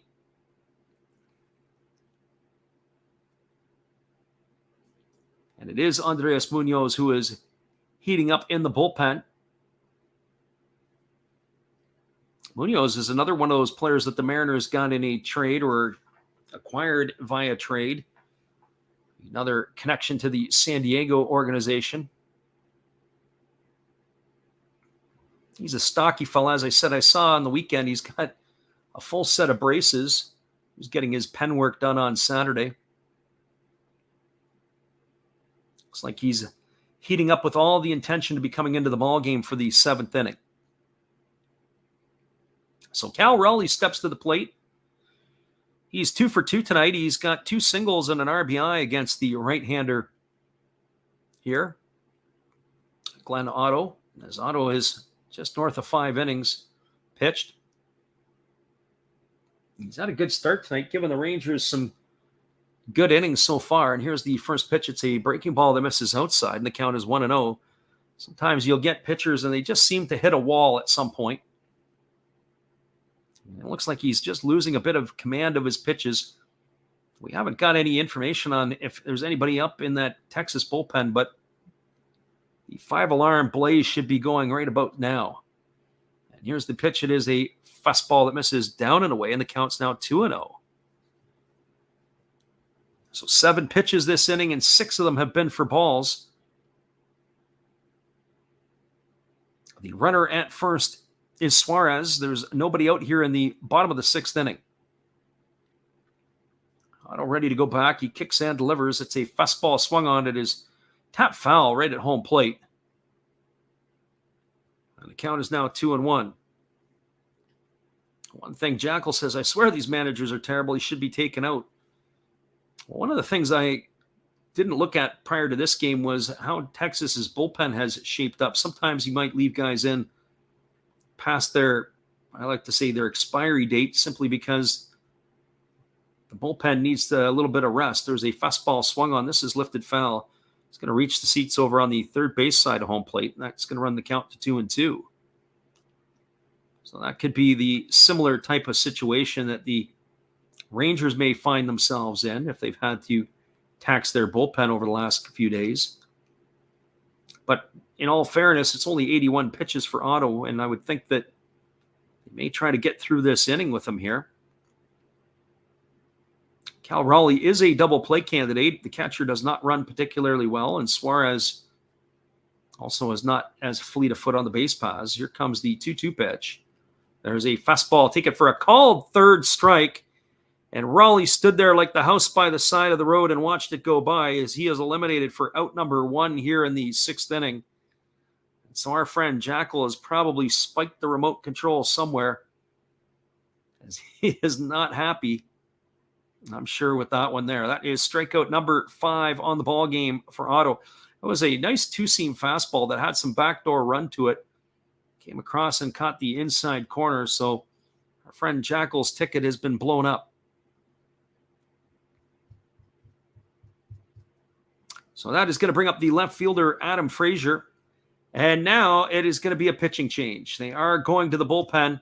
So our friend Jackal is one pitcher too late. We'll be back in just a couple moments, everybody. We got a left-hander coming in. Stick around. We'll be right back after this. We appreciate you guys all for being here, but we do have a pitching change in Seattle. Here is our friend Matt. Be sure to check out Matt after the ball game. Good evening, ladies and gentlemen. Namaste. Hey, I hope you guys have been enjoying the game. My name is Hollis. I've got a YouTube channel called Another Hollis Build. I love baseball cards. I open up brand new product for you guys. I open up old stuff. I do breaks. I do auctions. All kinds of stuff concerning baseball. I'm Friars faithful, Padres to the end. I also love Garbage Pail Kids and my animals. I have a ton of animals. It's like a mini petting zoo here around my house. I also love my city. San Diego, baby. I'll take you all around the city and show you what's up. If you guys dig stuff like that, cruise on over and check it out. It's Another Hollis Build. If you dig it, subscribe. I'd really appreciate to have more follow me along on the journey. Hey, either way, you guys have a wonderful day or a beautiful, beautiful evening. No matter which one it is, make sure that you make it great, my friends. Big up Last Raps Baseball. Yeah, Freddie, let's go. One love and peace. Yeah, man.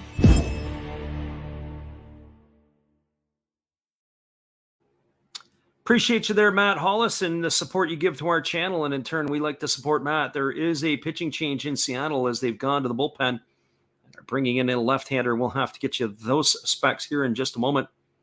As Glenn Otto's day is done, he is still responsible for the runner at first, which is Eugenio Suarez. And that is it for Otto. He went 5 1/3, allowing 7 hits. 3 runs, all earned, a walk, and 5 strikeouts. But as we said, the runner is still his responsibility at first. There's a first pitch fastball delivered by Brock Burke, who is now in the ball game. That first pitch was taken for a called strike, and the count is 0-1 to Frazier. So no balls and 1 strike. Burke delivers. It is a breaking ball swung on. It is lifted into deep left field, drifting back and making the grab. The left fielder Josh Smith, and that is going to retire Frazier for the second out of the inning. So 2 up and 2 away. That is going to bring up the second baseman, Abraham Toro.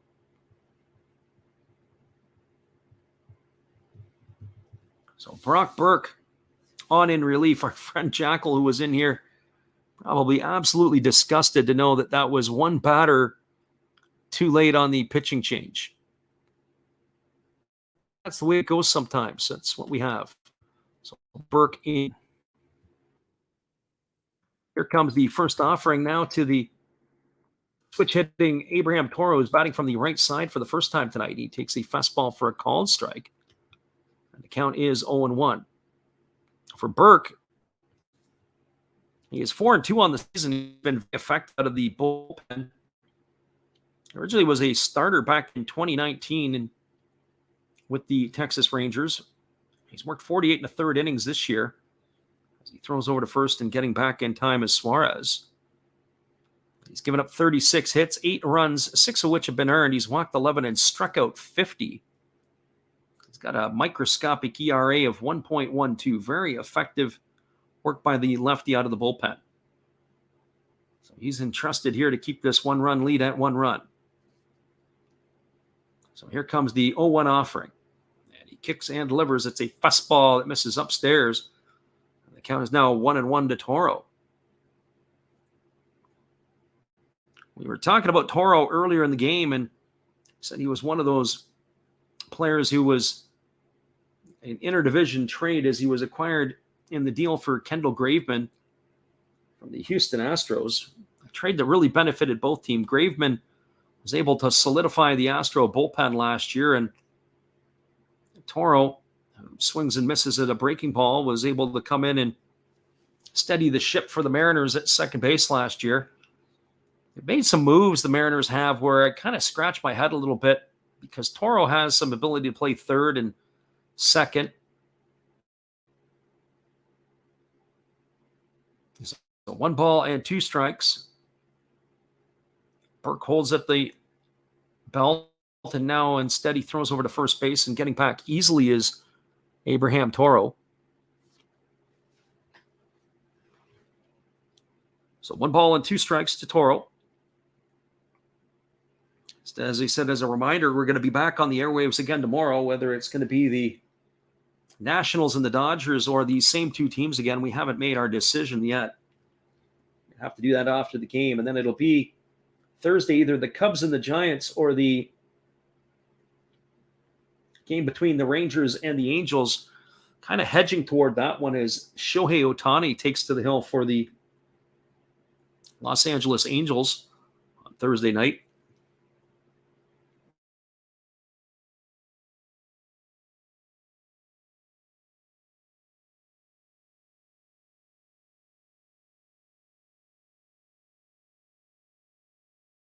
Ball swung. There were no runs, no hits, no errors, and 1 runner left the board. We are now through 6 complete. It is the Seattle Mariners 3, the Texas Rangers 2. Stick around, everybody. It'll be the 8, 9, and 1 hitters coming to bat for Texas. We're glad you guys could be here with us tonight. 3-2 for the Rangers. Hold tight. Hey, everybody.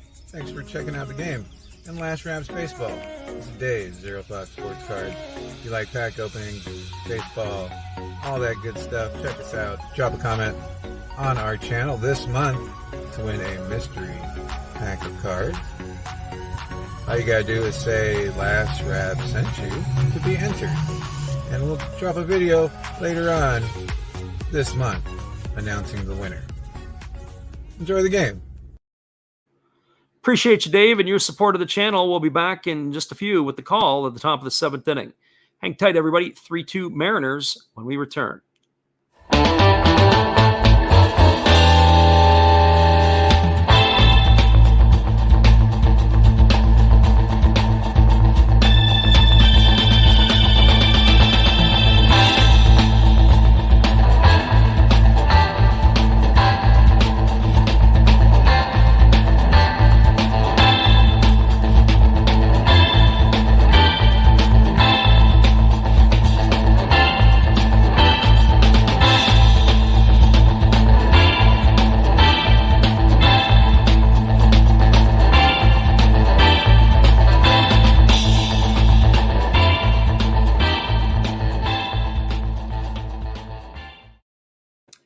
Welcome back, everybody. It is going to be the 8, 9, and 1 hitters due up for the Rangers here. Ezekiel Duran, Josh Smith, and Marcus Semien.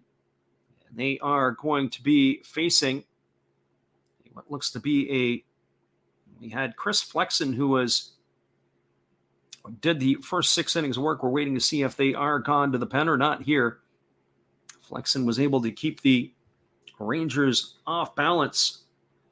His line is 6 innings. He's allowed 4 hits, 2 runs, 2 earned, 2 walks, 5 strikeouts on 91 pitches. But the impressive part was 17 of his 25 first pitches were for strikes. That's 68%. Getting ahead in the count is key. And it is going to be Andres Munoz who is coming into the ball game as he is taking over here in the 7th. So Munoz is a reliever who this season leads all of Major League Baseball with the average fastball of over 100 miles an hour out of the pen. And that is kind of interesting to see when you think of all the power right-handers that are out there. So Munoz is on relief of Flexen, and the first pitch is a fastball. It is tapped up the middle. It is fielded by Toro. He throws on the run, and with 1 pitch, that is 1 away as Duran is gone. Munoz, his first pitch was 100 miles an hour, and that's going to retire the batter for out number 1 here in the 7th. Going to bring up the left fielder, Josh Smith.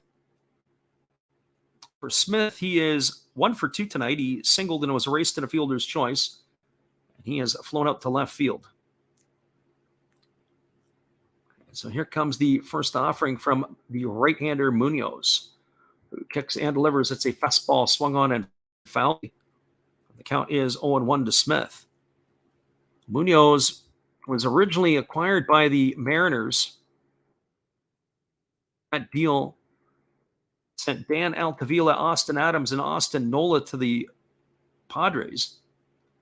There's a breaking ball that misses inside. The count's 1-1. Austin Adams and Nola have played their part out. Tavila not really around anymore in San Diego. But what happened was they got Luis Torrens, Ty France, Munoz, and Taylor Trammell. All four still with the Mariners organization. There's a breaking ball that drops in for a called strike, and the count is now 1-2 to Josh Smith. So 1 ball and 2 strikes.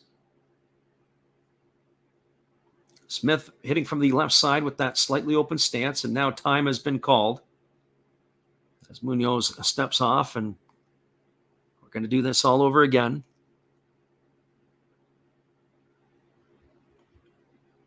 So Munoz, the power-throwing right-hander, he's only 23 years old. Here comes the pitch. It is a fastball that just misses off the outside corner, and the count now goes to 2-2. So far for the Mariners this year, he's his 38th appearance, a lot of career highs for the young right-hander who's 23. He's got 38 innings pitched. He's allowed 29 hits, 14 runs, 12 earned. He's walked 9 and struck out 58. There's a fastball swung on. It is grounded up the middle. It is fielded by the third baseman, Suarez, who's playing in that shortstop position. He throws to first. It's going to be a ground out 5-3 to erase Smith for the second out of the inning. It's going to bring up the top of the order in Marcus Semien.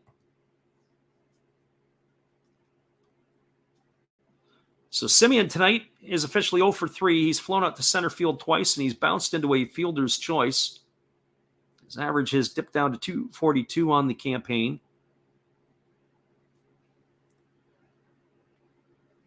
Yeah, Munoz is ready to go back at it. And he kicks and delivers. It is a fastball swung on and it's fouled off of the shin of Semien for the first strike. So it's 0-1. It'll be Corey Seager who waits on deck and Jonah Heim in the hole.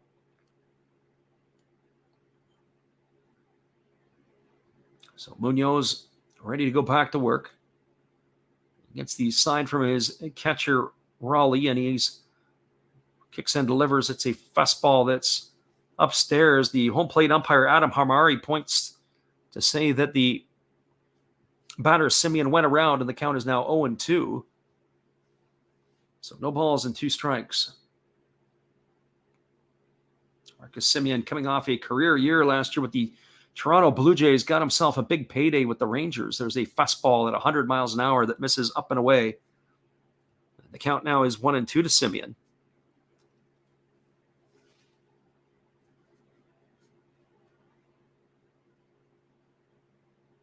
Semien generally puts the ball in play. Doesn't strike out a whole lot. Here comes the 1-2 pitch. There's a fastball swung on it. It's grounded softly over to short. That is fielded by Crawford on the run. He throws to first.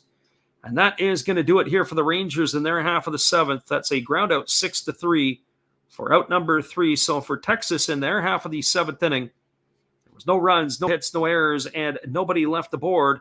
We're now moving to the bottom of the 7th. It is the Mariners 3, the Rangers 2. Stick around, everybody. We'll be back in just a couple moments with the call. After this, we're glad you guys could be here with us tonight. Would you like to support Last Raps Baseball? We would appreciate it if you did. Be sure to check out our eBay page where we have baseball merchandise. We also have stuff from the Japanese League for those who listen from Japan. But we also do other sports like football and basketball as well. Don't forget, visit Last Raps Baseball's eBay store to help support the channel. We'll be glad you did.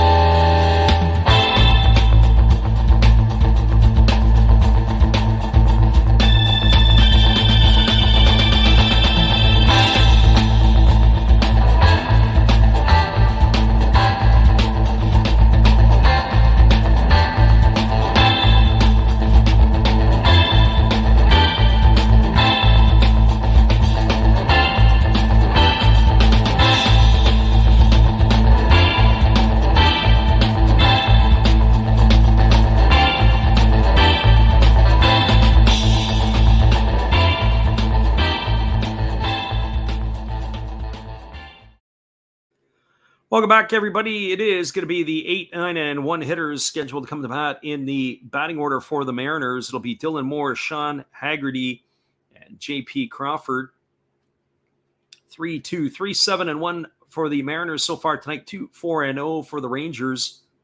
That is your box score, your line score in a summary. The Mariner fans are enjoying themselves here tonight as we are ready to get back at it here in the bottom half of the 7th inning. Brock Burke still on the mound for the Texas Rangers. He only threw 6 pitches to the 2 hitters he faced in the last inning, so he is on again here in the 7th.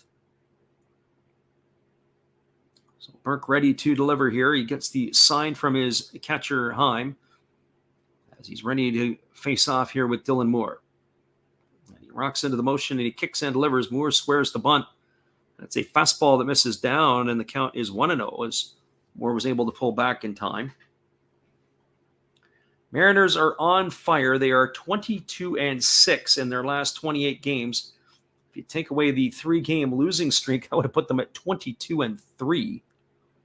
They're playing some pretty good baseball in the Emerald City. There's a fastball swung on it. It has popped up down the right field line, but it's going to reach the seats. It's going to run the count to 1-1.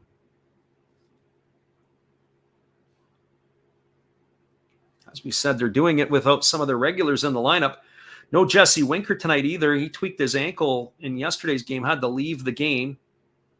Mitch Haniger and J-Rod all out of the lineup, so a bit of a makeshift outfield. There was a changeup swung on and missed, and the count is 1-2, with Adam Frazier getting the nod in left field tonight. That was a really nice pitch there by Brock Burke. Had Moore out in front.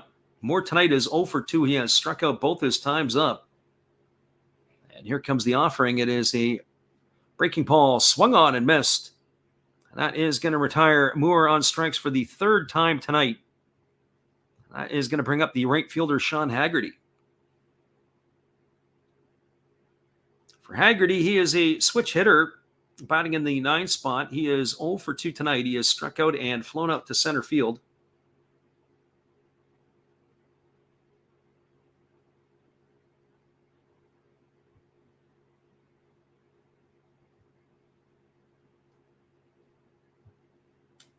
So Brock Burke ready to face the batter Haggerty, and he delivers a fastball he squares the bunt, he fouls it away, and the count is 0-1. So no balls and 1 strike to Haggerty. Haggerty's average has dipped to 274 tonight. This is the first time that he's batting from the right side as he's the switch hitter. He faced Glenn Otto his first 2 times from the left side. Haggerty holds a really interesting bat. He's got a really large bat knob, larger than most. There's a fastball swung on. This ball is lined into right field, and it's going to get down for a base hit. Adolis Garcia, who ranges to his right, picks it up and gets it back into the infield. So he's going to hold Haggerty to a single. And that is going to bring up the top of the order in J.P. Crawford. Just back to the bat knob that Haggerty has. Some guys will like to tape the knob and make it a little bit larger. That there is probably a custom bat that he wants. It almost looks like a mushroom at the end of the bat, how large it is.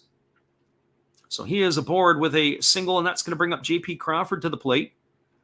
For Crawford, he is 0 for 3 tonight. He is lined out to the 3rd baseman. He's grounded out to short, and he's popped to the catcher. Burke throws over to first base, and getting back in time is the runner Haggerty. Haggerty is the threat to run. He has some stolen bases on the season this year for the Mariners. He can run a little bit here. Got him with 4 bags. He got 13 in his career. He's only been caught 1 time.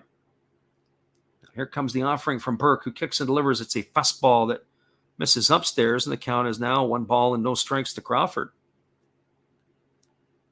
We talked about the Rangers having the 2nd most steals in all the major leagues, but also leading in attempts, while the Mariners sit right in the middle of the pack. They're 15th in the MLB in stolen bases and 14th in their attempts.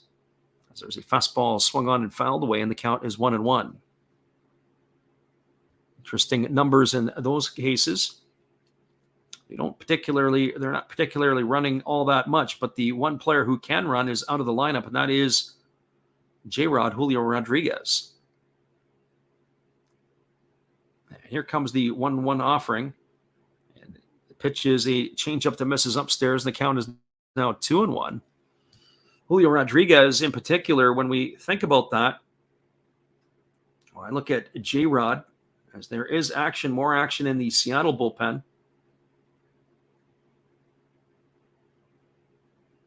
Looks like it is Seawald up and throwing again. So here comes the offering from Burke. And he flips it over to first base, and getting back easily is the runner Haggerty. Saying about certain teams, they don't run particularly well. But having J-Rod out of your lineup, there was a shot that I thought that Julio Rodriguez was possibly could have been a 30-30 guy in his rookie year. 2020 is definitely in the question. 30-30 as a rookie, that would be something unbelievable. There's a fastball swung on and fouled away. It's going to reach the seats over the third base dugout, and the count remains at 2-2. So 2 balls and 2 strikes to the left-handed hitting J.P. Crawford.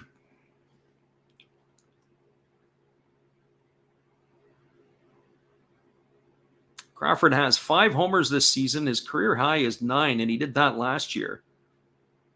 And here's the pitch. It is a fastball swung on and fouled away. That was at 95 miles an hour.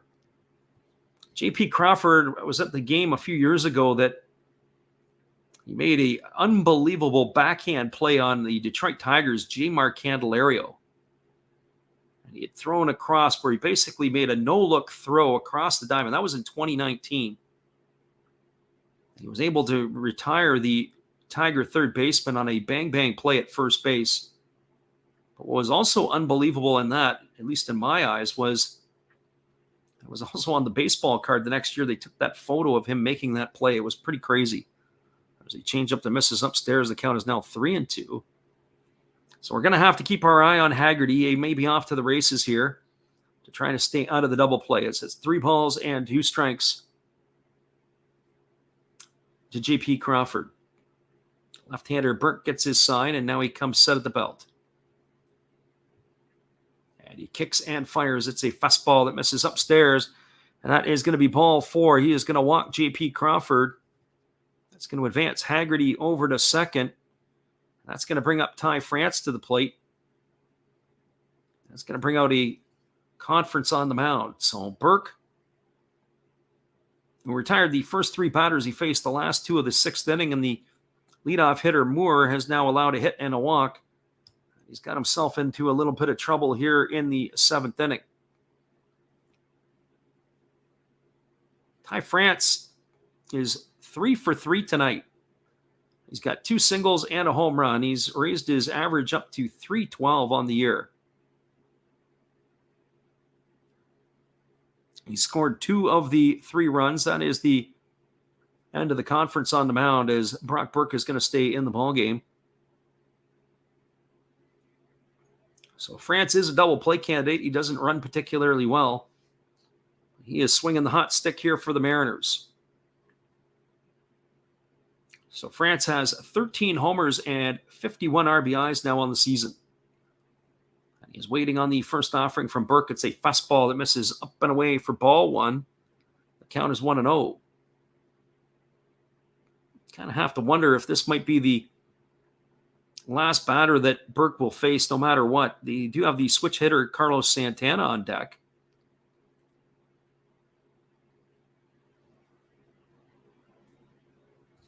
And here comes the 1-0 offering now to France. It's a fastball that comes in and hits him, much like last night's ball game where we saw a hit batter by the New York Mets hardly got hit.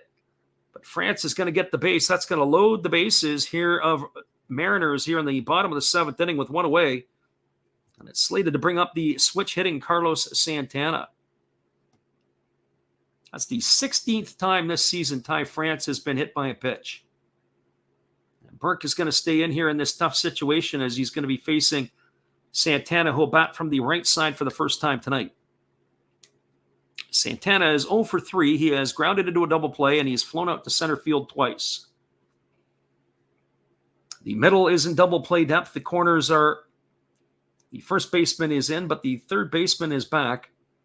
As they're looking to turn two here are the Texas Rangers. So here comes the pitch from Burke. It's a fastball that just misses inside, and the count is 1-0 to Santana. So 1 ball and no strikes. There's nowhere to put them. As the bases are loaded, the Mariners are hunting for more here in the bottom half of the 7th inning. Again, the lefty Burke leans in. He holds set at the belt, and now he delivers. It's a fastball swung on and missed. That is going to run the count to 1-1. Santana looked like he wanted to put up a 4 spot with that one swing right there and blow this game apart. But he was just a bit behind on that fastball. So 1 ball and 1 strike to Santana. He waggles the bat. And he's waiting on the offering here from Burke. It is a ground ball hit to third, over to second for 1, back to first, and it's not in time. Santana able to beat it out. It's going to go down as a fielder's choice. It's going to erase France at second, 5-4 on the fielder's choice. He's going to be gone for the second out of the inning. But Sam Haggerty is going to be able to cross the plate and score the 4th run of the ball game. It's going to put runners on the corners with 2 out. And it's going to bring in Eugenio Suarez to the plate. Got to tip your hat to the veteran Santana. He really got down the line. That's probably as fast as he could move. Those old legs were moving really quickly as he was able to beat it out. All smiles for him. And that looks like it is going to be it for Brock Burke. The Rangers are going to be going to the bullpen. So with that being said, everybody, we're going to take a little break, and we'll be back here in just a couple moments. 4-2 for the Mariners. Stick around. We'll be right back after this from our friend Dave. Hey everybody, thanks for checking out the game and Last Raps Baseball. This is Dave, Zero Thought Sports Card. If you like pack openings, baseball, all that good stuff, check us out. Drop a comment on our channel this month to win a mystery pack of cards. All you gotta do is say Last Rap sent you to be entered. And we'll drop a video later on this month announcing the winner. Enjoy the game. Hello, guys. Steve Rademacher coming at you.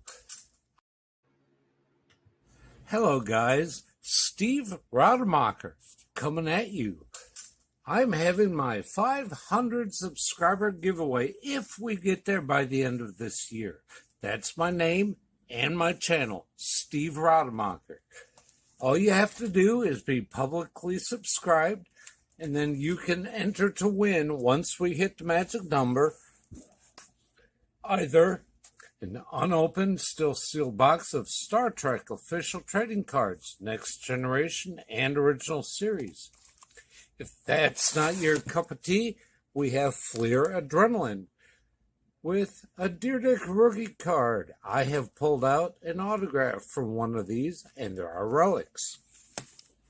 If that's not your thing, how about an unopened box of 1987 Donruss Baseball? Just come watch me, subscribe, and enjoy the show. Thank you. Appreciate you there, Steve, and your support of the channel. And in turn, we support Steve Rademacher. There is a pitching change as Brock Burke's night is done, as the Rangers are going to the bullpen, and they're going to be bringing in a right-hander. Bit slow on our information as who it is, but it looks like it's going to be Dennis Santana entering the ball game. He'll be the 3rd arm used tonight by the Texas Rangers as he's taking over with runners on the corners. And 2 gone here in the bottom half of the 7th inning. 42 games pitched this year. This is number 43 for Santana. He's got a 4.26 ERA. He's worked 38 innings. He's given up 15 walks and struck out 28. And here comes the first offering. Eugenio ball swung on and fouled away. And that is going to run the count quickly to 0-1. Santana, I remember seeing him pitch with the Dodgers organization a couple years ago. And like he had some pretty nasty and filthy stuff. The 26-year-old is in his second year with the Texas Rangers. No career starts, but he does have one save to his belt, and that is this year. He has a save for the Rangers. There's a fastball swung on and fouled away. The count is now 0-2. Last pitch was at 98 miles an hour at the knees with a little arm side run to it. So no balls and 2 strikes. Suarez on the ball game is 1 for 2. He's singled and scored a run. He's grounded out and he has walked. He has lifted his average to 236. So Santana gets the sign from his catcher, Heim. He comes set at the belt. Now he kicks and fires. It is a fastball swung on and missed. And Suarez is down on strikes for the 3rd out of the inning. But the Mariners get a run back here. They got a run in the inning on 1 hit. There were no errors and 2 runners left aboard. We're now through 7 complete in Seattle. It is the Mariners 4, the Texas Rangers 2. Stick around, everybody. We'll be back in just a couple moments with the call at the top of the 8th inning. We're glad you guys could be here with us tonight. Here is our friend Dave again. Thanks for checking out Freddie and Last Raps Baseball. It's time to announce the winners of this month's Mystery Pack. Boom! Josh S., you're the winner. Congratulations. Enjoy the game, and remember to tell Steve Rademacher, pick a haircut. Back to the game.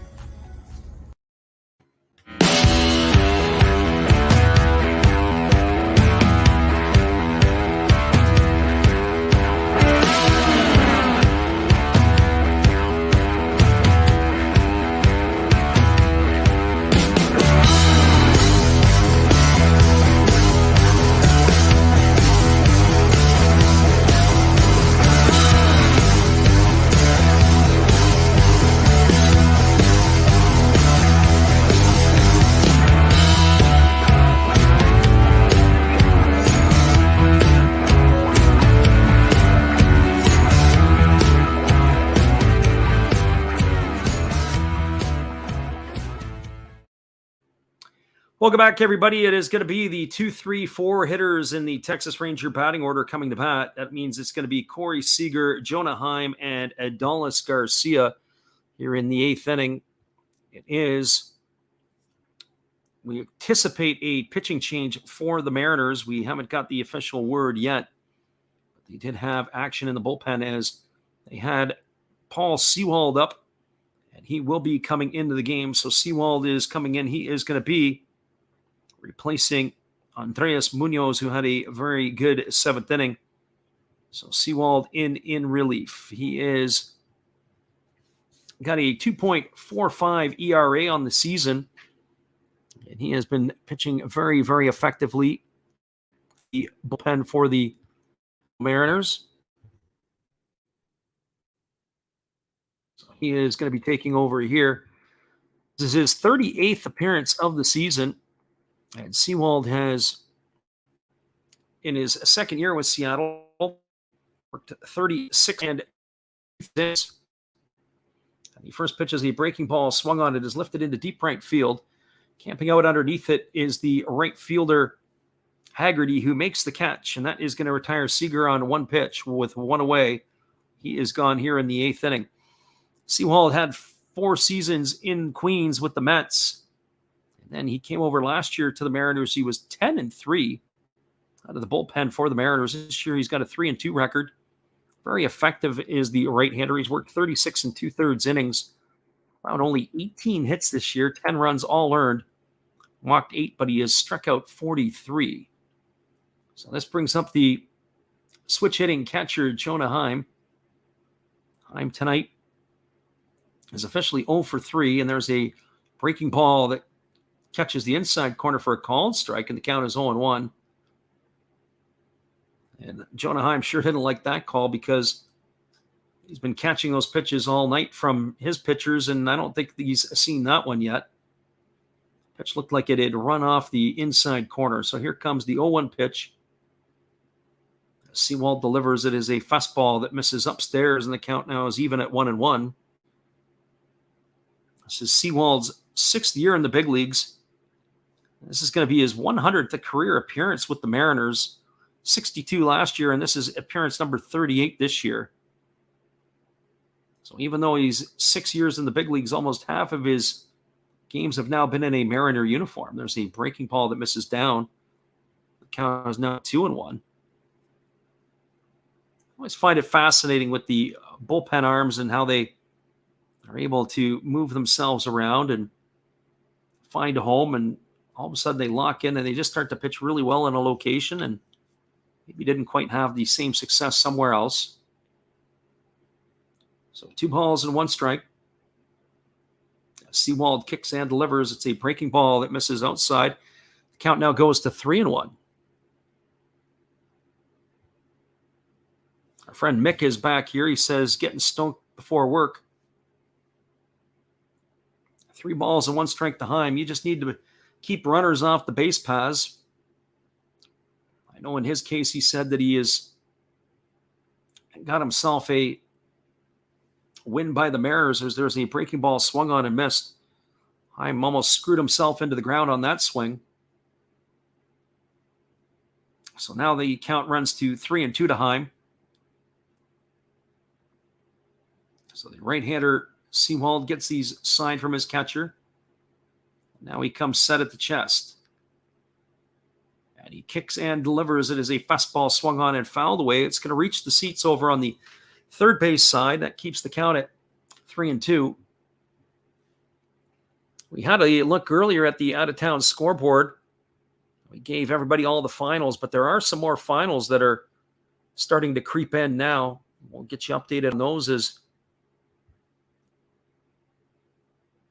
this game here continues to march along. There's only one other game going on as the Nationals are beating the Dodgers tonight.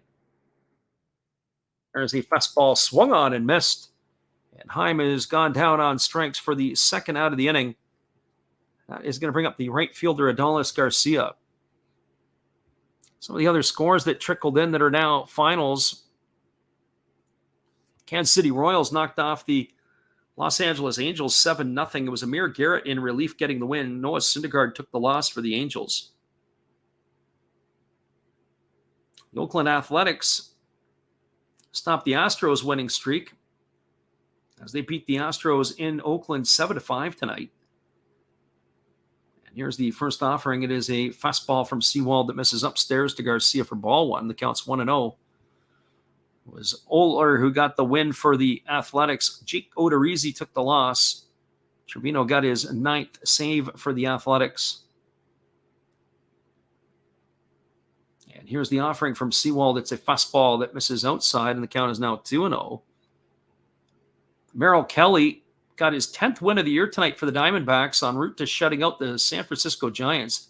Jacob Junis took the loss. He drops to 4-2. Kelly has really pitched well for the Diamondbacks this year. And here's the pitch. It is a fastball that misses upstairs to Garcia. Count is now 3-0. Garcia in his last at bat had a home run off of Chris Flexen. He went the other way. It was a line drive. That ball got out in a hurry. He's a strong-looking fella, the right fielder for the Rangers. Sewald holds. And now he kicks and delivers. It is a fastball that misses in, and that's going to be ball 4. It's going to be the third time tonight that Garcia has reached base. It's going to bring up the first baseman, Nathaniel Lowe. So as we mentioned earlier, the Rangers have some pop in the lineup.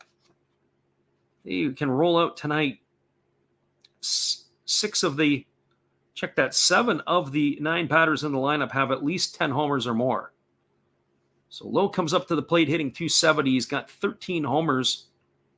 It's going to bring Cal Raleigh out to the mound. So the one thing you don't want to do is give up a walk and then a knock. There is action down in the Texas bullpen. The right-hander Matt Bush is up and throwing.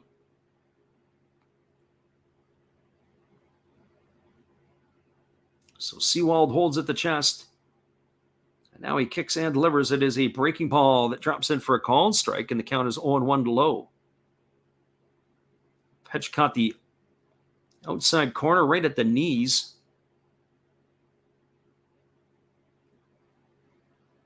So no balls and 1 strike. And here comes the offering from the right-hander Sewald. It's a fastball swung on. Down to second goes Garcia. And the throw's in time as it was picked out of the dirt by J.P. Crawford to tag the would-be base stealer. And the Rangers have run themselves out of the 8th inning. That's going to go down as caught stealing 2-6 for the 3rd out of the inning. And that'll do it here in the 8th for Texas. There was no runs, no hits, no errors, and nobody left the board.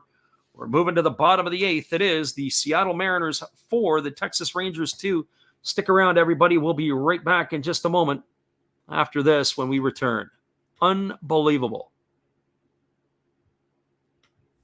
Hello, kids. Steve coming at you. It's Steve Rademacher. And if you like interesting stuff, if you like to laugh a little bit, and if you enjoy collecting, this channel's for you. If you like non-sport cards, we have them. You like pseudo-sport cards, we open them.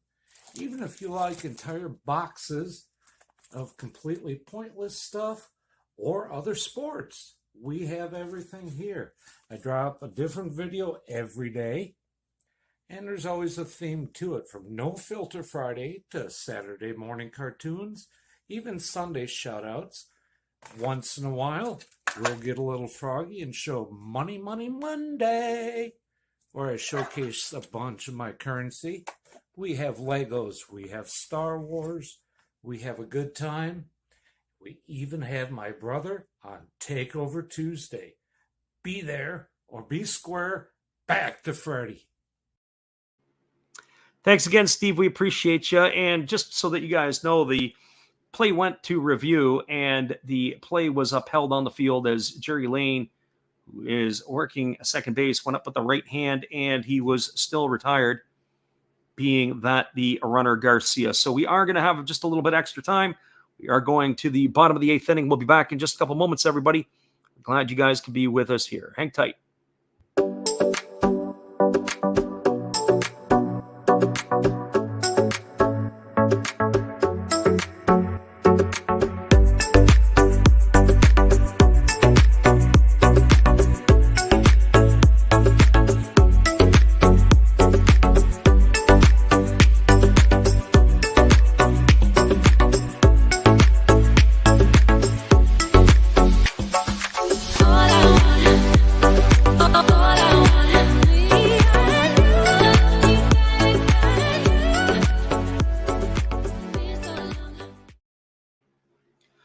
Welcome back, everybody. Due up for the Mariners in their half of the 8th inning. It's going to be Cal Raleigh, Adam Frazier, and Abraham Toro.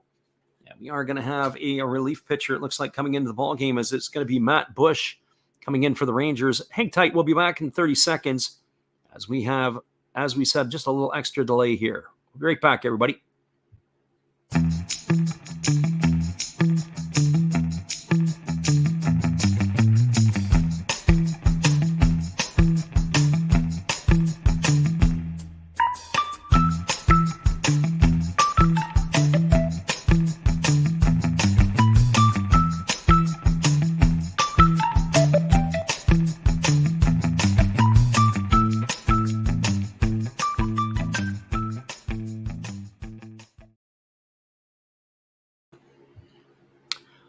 Welcome back, everybody. It is a pitching change, but it's not going to be Matt Bush coming in. It is going to be Jose Leclerc. The first pitch that he has is a bird that misses outside, and the count is 1-0 to Raleigh. Raleigh is 2 for 3 tonight. He has singled twice and struck out looking his last time up, as he takes a breaking ball over for a called strike, and the count is 1-1. For Jose Leclerc, he is working in his 13th game of the year this year. He's gone 15 and a third innings, allowing 15 hits, 9 runs, all earned, walking 7 and striking out 13. So there's a changeup swung on and missed, and the count is now 1-2.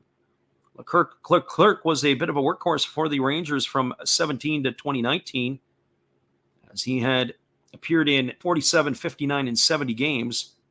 He only appeared in a couple games in 2020, and he missed all of 2021 with the Rangers, and the 28-year-old is now back in their bullpen, struggling to regain a little bit of form that he had from a few years back.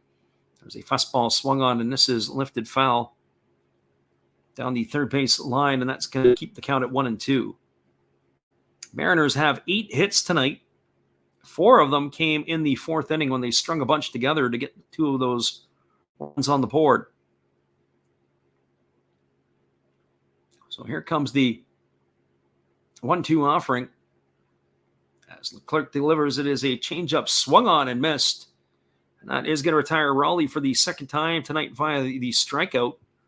It's going to bring up the left fielder, Adam Frazier.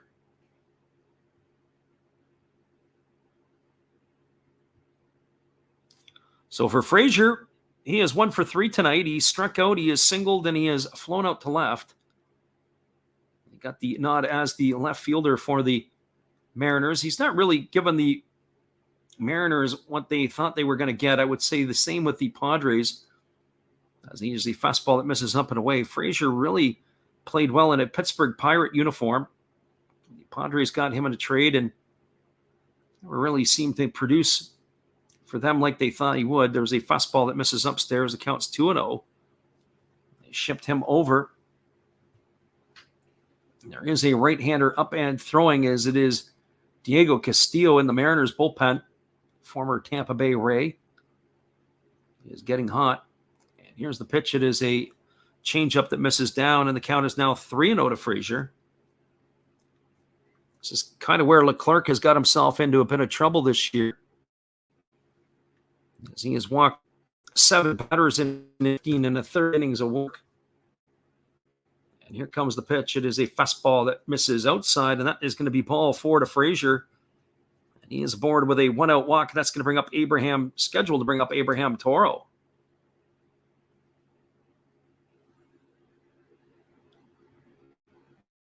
Toro steps to the plate. He is 0 for 3 tonight. He is grounded back to the pitcher. He's flown to right, and he has struck out.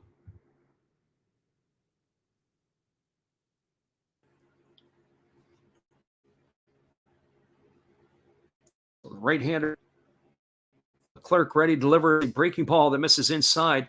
Toro was squaring to bunt there, but he pulled back the offering, and the count is 1-0 to Toro. Our friend Ruben Hogan is in the house. Welcome, Ruben.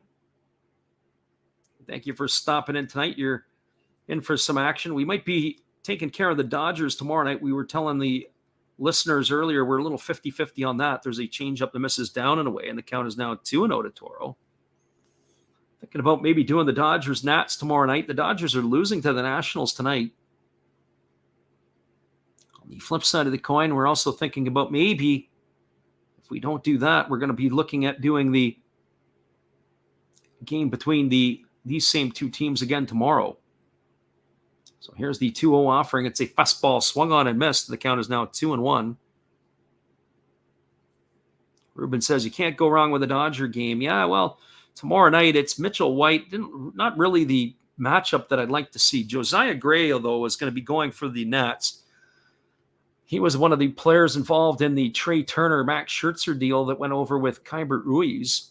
There's a breaking ball swung on and fouled away, and that's going to even the count now to 2-2 on Toro. I've seen Josiah Gray pitch a couple of times this year. He's got some pretty electric stuff. Fastball, curveball guy. Really enjoy watching him pitch. Looks like he's going to have a bright career. So here comes the 2-2 offering to Toro. Waggles the bat.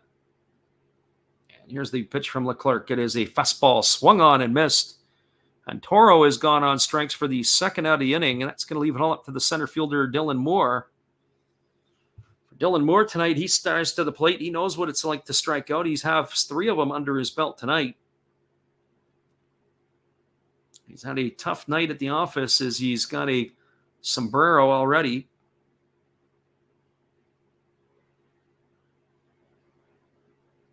My friend Ruben says the Dodgers were due for a loss. Yeah, they are. And there is a breaking ball that misses down and away, and the count is now 1-0. And we want to acknowledge a new subscriber. We got Hemorrhoids is now subscribed to us. We just need Preparation H to join the club, and we would definitely be happy with both of those. Here comes the pitch. There's a breaking ball that catches the outside corner, and the count goes to 1-1. And we would have all bases covered. So 1 ball and 1 strike to Dylan Moore. And stepping off the backside of the rubber is Leclerc as he's chasing Adam Frazier back. And now the throws over, and Frazier dives back in time. So 1 ball and 1 strike to Moore. There's 2 gone here in the 8th inning. The runner at first is Frazier, and again Leclerc throws over, and again getting back is the base runner.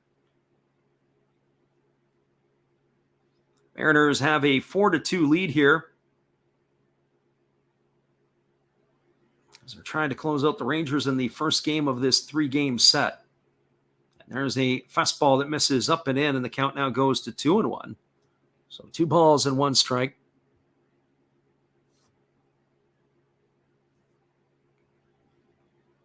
Dylan Moore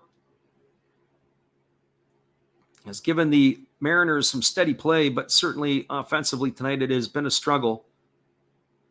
The bottom 3 players in the batting order for the Mariners have struck out 6 times tonight.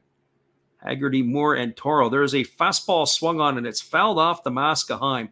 Off to the races was the base runner Frazier. And it was a tough one because that ball, when it was fouled off, Heim had started to come up as if to receive the ball and to throw it towards second. And he came right up into the foul ball, took it right off the hockey mask. That's going to run the count to 2-2 on Moore. So 2 balls and 2 strikes. Clark again gets his sign from his catcher, Heim. He holds set at the belt, and now he kicks and fires. It is a breaking ball that misses down, gets all the way to the backstop, and Adam Frazier is going to scoot down to second base on the wild pitch. And that is going to run the count to 3-2 to Moore. Well, Leclerc has got some interesting stuff. The problem is he really doesn't have the command and control of his pitches right now.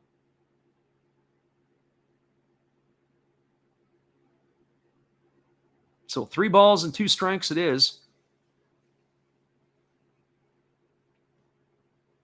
And here comes the offering from the right-hander to Dylan Moore. He holds at the belt, and now he kicks and delivers. It is a breaking ball swung on and missed. And Moore is gone for the 4th time tonight on strikes. He's retired for out number 3, and that is going to do it here for the Mariners in their half of the 8th inning. There were no runs, no hits, no errors, and 1 runner left aboard. We are now through 8 complete. It is the Mariners for the Rangers 2. Stick around, everybody. We'll be right back after this. Glad you guys could be here with us tonight. Here's our friend Steve again. Steve Rademacher. Be sure to check him out after the game. Hello, guys. Thank you for joining Freddie here on his baseball game. And I'm Steve Rademacher, and my channel is really all about everybody, including all my international friends. We have such stuff as non-sport packs from Canada, the OP Cheese. We have the Greek Freak. We have money from around the world. We have lira. We have yen. We have francs. We have pounds. We have Deutschmarks. We have all kinds of cool stuff like that. We even have some cooler things like Japanese women wrestlers and OPC baseball cards where I cannot read the back. We even have unopened material like the royal family, I know it's backwards, from London, England. Thank you for watching. Back to Freddie.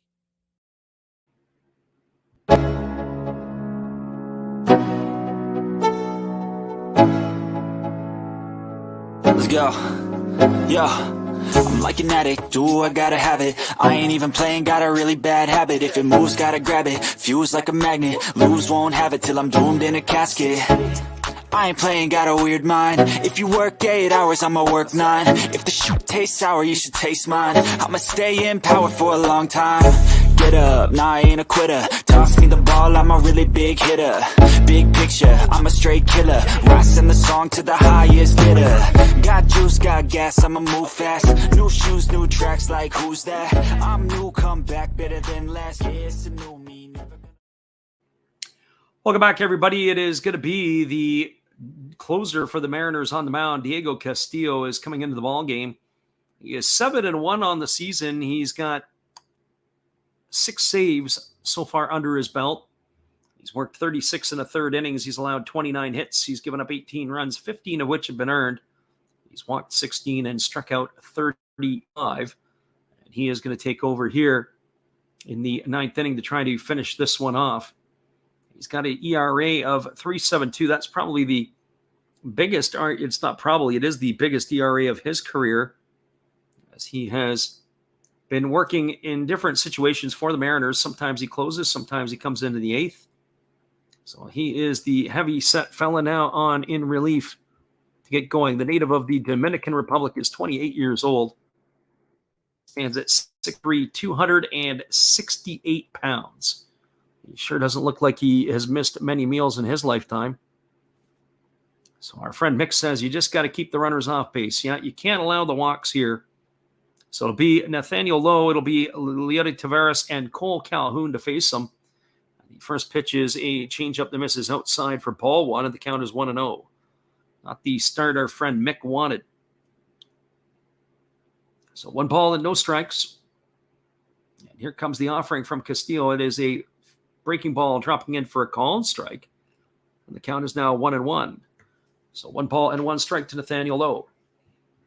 He does have a double tonight back in the 2nd inning. He's got a couple of groundouts on top of that as well. Here's the 1-1. The fastball that misses outside, and the count is now 2-1. The thing about Castillo is that there's a lot of body movement. Everything is going. He's such a big man. He's got body parts moving in all kinds of different directions. Here's the 2-1 pitch. And he delivers it as a changeup that misses outside, and the count is now 3-1. So our friend Mick, who was looking for them to keep the runners off the bases, this is not the way that you want it to start. 3 balls and 1 strike.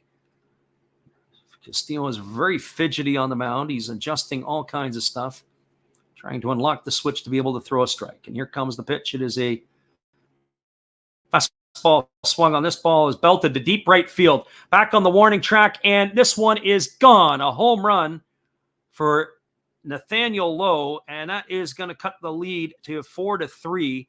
That ball got out in an absolute hurry.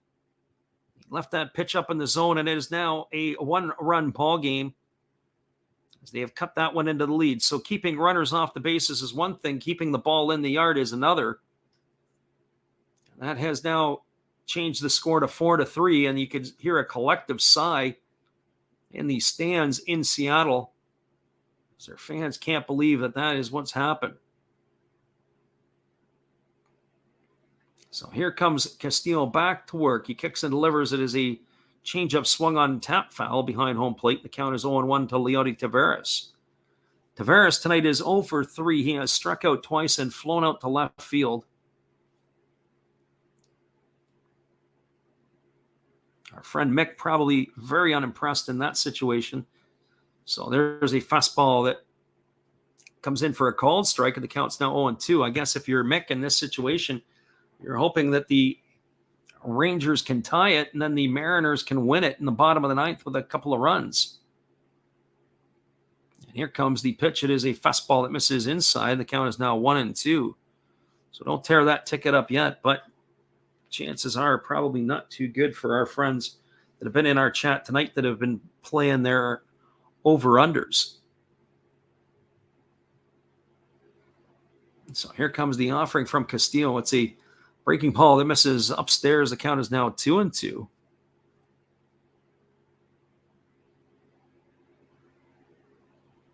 So 2 balls and 2 strikes.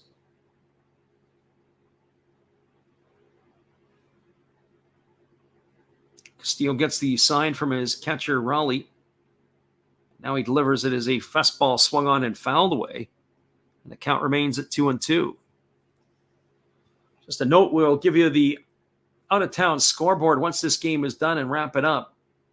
We'll do a recap of this one, and then we'll call it a night.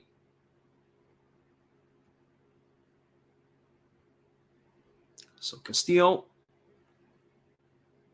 ready to go back at it here against the left-handed hitting Tavares.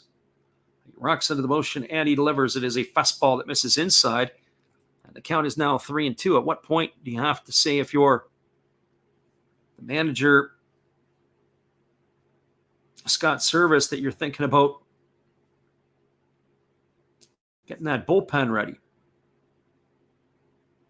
And here comes the offering from Castillo. It's a fastball swung on. It's grounded past the diving second baseman, Abraham Toro. It gets into right field, and Tavares has got himself a single here, and that's going to bring up the designated hitter, Cole Calhoun.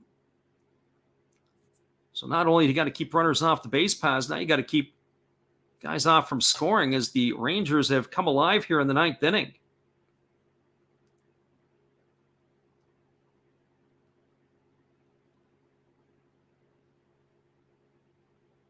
So Tavares is the runner at first, and Cole Calhoun steps to the plate. Calhoun tonight has struck out twice, and he has popped the first. Our friend CV Baseball Card Collectors in the house. You made it right at the right time, as we're here in the top of the ninth inning. The Rangers have cut into the lead at 4-3 now, as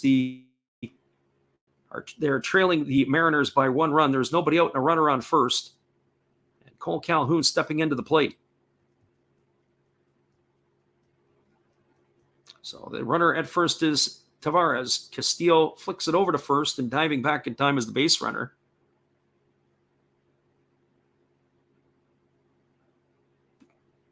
So Cole Calhoun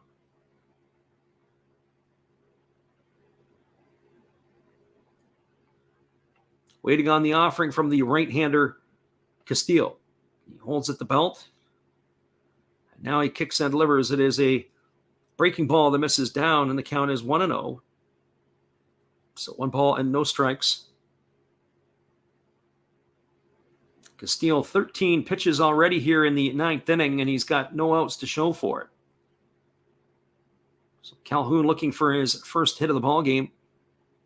Waiting on the offering here from the right-hander Castillo. He delivers. It's a fastball that misses up and away, and the count is now 2-0. So 2 balls and no strikes. The Mariner fans are taking a lot of deep breaths. They do have Eric Swanson up and throwing again in the bullpen. He was up earlier in the ball game, but now he is getting himself loose. So 2 balls and no strikes to the designated hitter for the Rangers, Calhoun. And here's the pitch from Castillo. It's a breaking ball that misses down and in, and now the count goes to 3-0. Well, that right-hander Swanson is really getting going now. One would have to think that whatever happens here to Calhoun, we may see a visit from the pitching coach. And here comes the 3-0 offering. Castillo holds at the belt, and now he delivers. It's a fastball that is taken for a ball outside. The runner was on his way to second base on the 3-0 pitch, Tavares. That is going to be ball 4, as Calhoun has drawn himself a walk. That's going to put runners at first and second and nobody out. Last pitch there looked like it may have caught the corner on the pitch tracks, but Castillo has not been around the plate. So the pitching coach is out for the Mariners now to have a conference. It's going to bring up Ezekiel Duran to the plate. Duran has been on base twice tonight. He's singled and walked. He's grounded out. He's also stolen a base. Rangers tonight are 0 for 7 with runners in scoring position. So Duran comes to the plate, looking to tie the ball game up with 1 stroke of the bat. Mariners, who were winners of 14 straight, dropped their 3-game series to the Houston Astros and are looking to turn the tide here by getting a victory in this one.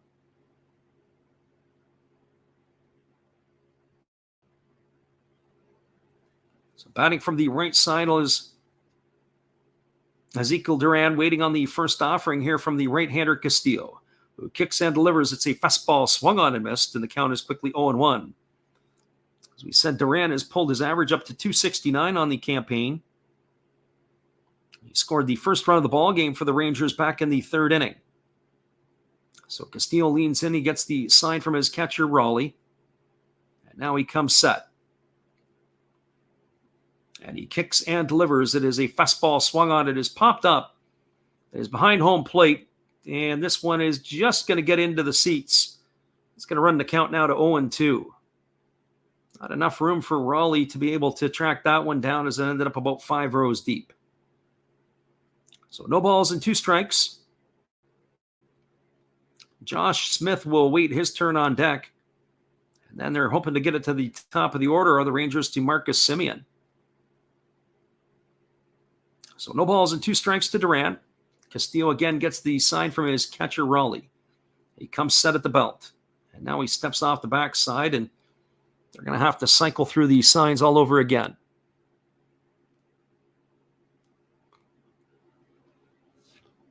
So Castillo now comes set. He takes a deep breath and he kicks, and instead he does the old spaghetti move back to second base. And Tavares gets back there safely. Going to keep the count at no balls and 2 strikes. Here's Castillo holding at the belt, and now he kicks and delivers. There's a breaking ball that misses down and away, and the count is 1-2 to Duran. This game here has been pretty much been all about the Mariners, and the Rangers have decided in the 9th inning to wake up and start doing some damage. They've got 2 hits in the inning and a walk. And here's the pitch from Castillo. It is a fastball swung on. This is hit down the right field line, but this ball is going to reach the seats foul.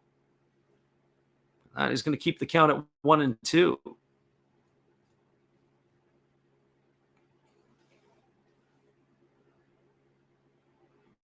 So 1 ball and 2 strikes to Durant.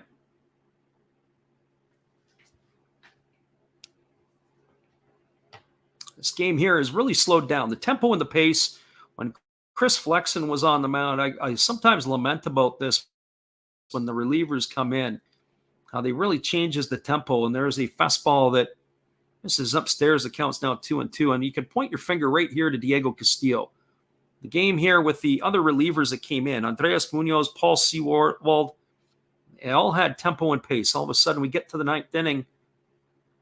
Castillo starts working at a different rate, and it just has a different rhythm about it. Here comes the pitch. There's a fastball swung on and missed, and that is going to retire Duran for the first out of the inning. So Castillo can breathe a big sigh of relief as Duran is gone for out number 1. It's going to bring up the left fielder, Josh Smith. For Smith tonight, he is 1 for 3. He was erased on a fielder's choice after he singled, and then he flew out to left and grounded to third. He's raised his average up to 210 on the year, but that is going to be it for Diego Castillo. The manager for the Mariners, Scott Service, has seen enough, and so have we. We've got a call to the bullpen, as it looks like they are going to be bringing in the right-hander here to try to close this baby out. Hang tight, everybody. We'll be back in just a moment. There's still runners at first and second. 1 gone in the top of the 9th inning. We'll be right back after this from our friend Dave. Hey, everybody. Thanks for checking out the game and Last Raps Baseball.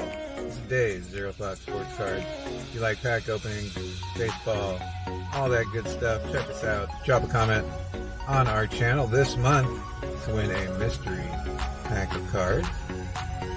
All you gotta do is say Last Rap sent you to be entered. And we'll drop a video later on this month announcing the winner. Enjoy the game. Welcome back, everybody. The bullpen is for Swanson. He is coming in. This is going to be his 28th appearance for the Mariners.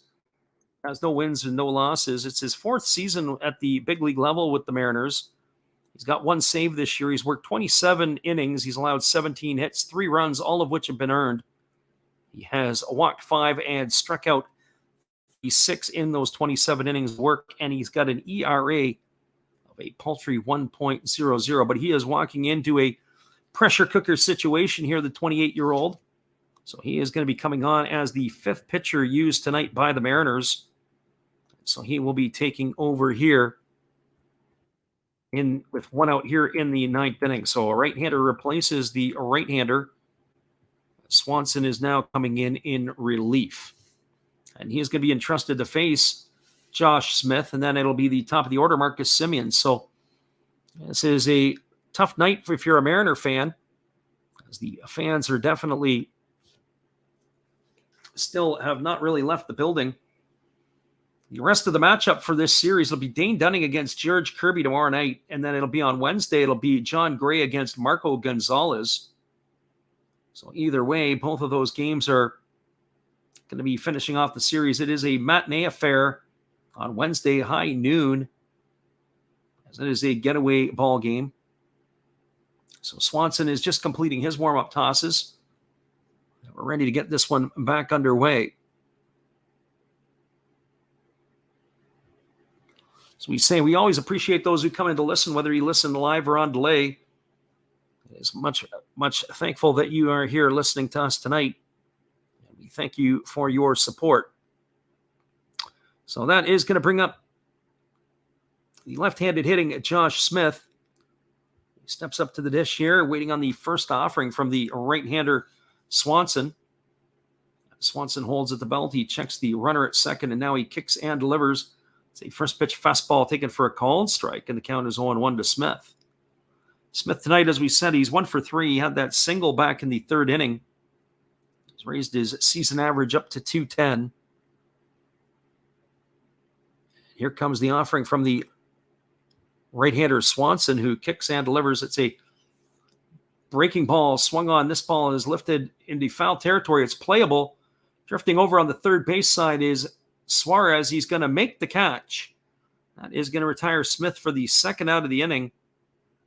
That is going to leave it all up to Marcus Semien in the top of the order. So Swanson comes in and gets the first batter he faces. And now Marcus Semien strides to the plate. For Semien tonight, he is 0 for 4. He's flown out to center field twice. He's grounded to short and bounced into a fielder's choice. Mariner fans are on their feet as they are trying to bring their ball club a victory here in the ninth inning.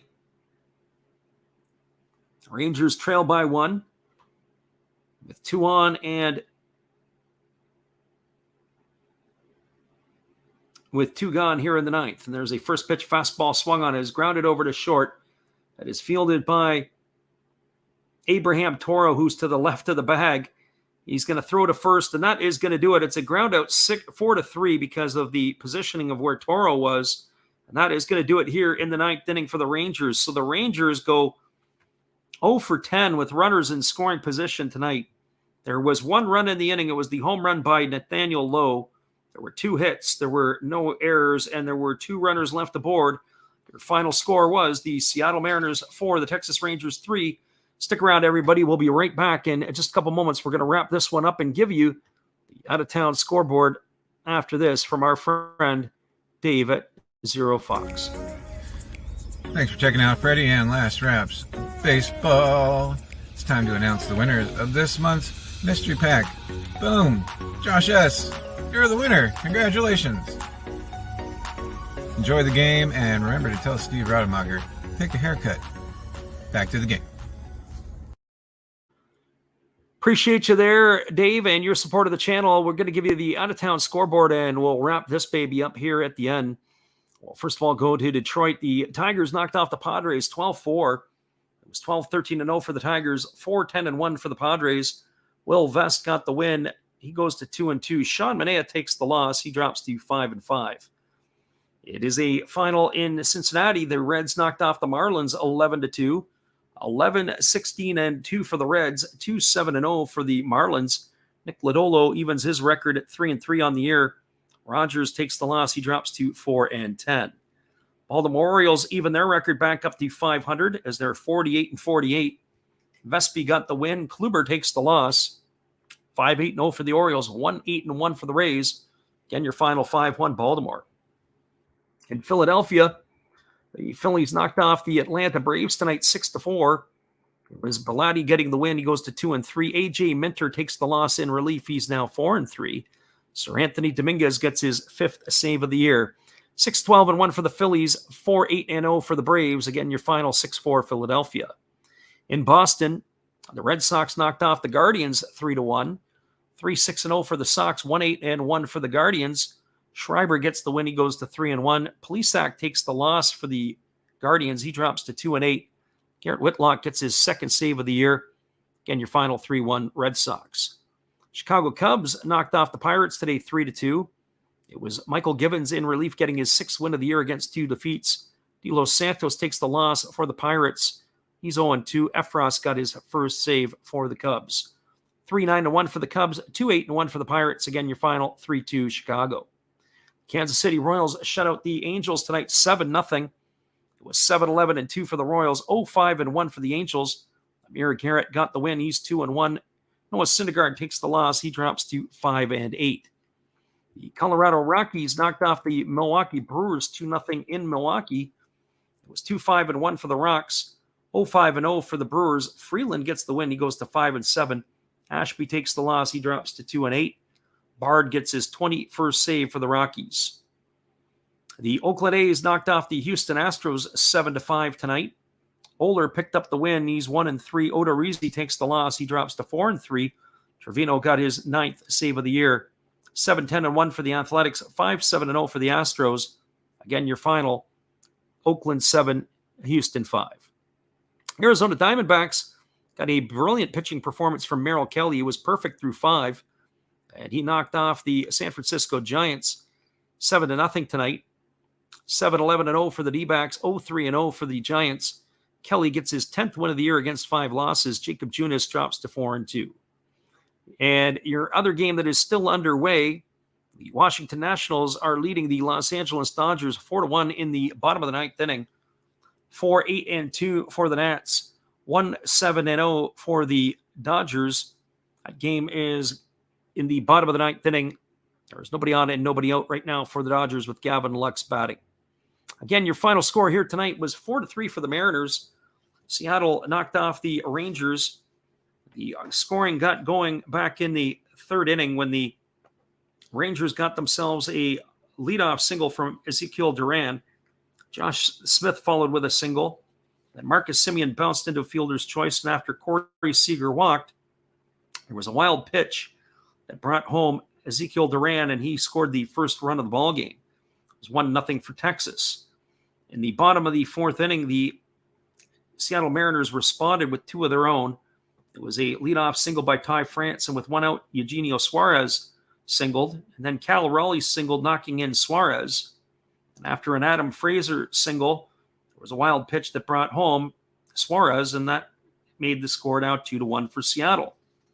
Well, Seattle was able to add to their lead in the 5th inning. It was a solo shot by Ty France with 1 out in the 5th that increased the Seattle scoreline to 3-1.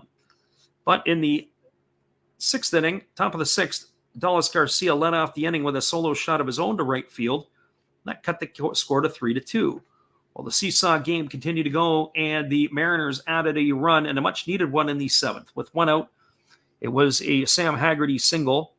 Then J.P. Crawford walked, and Ty France was hit by a pitch.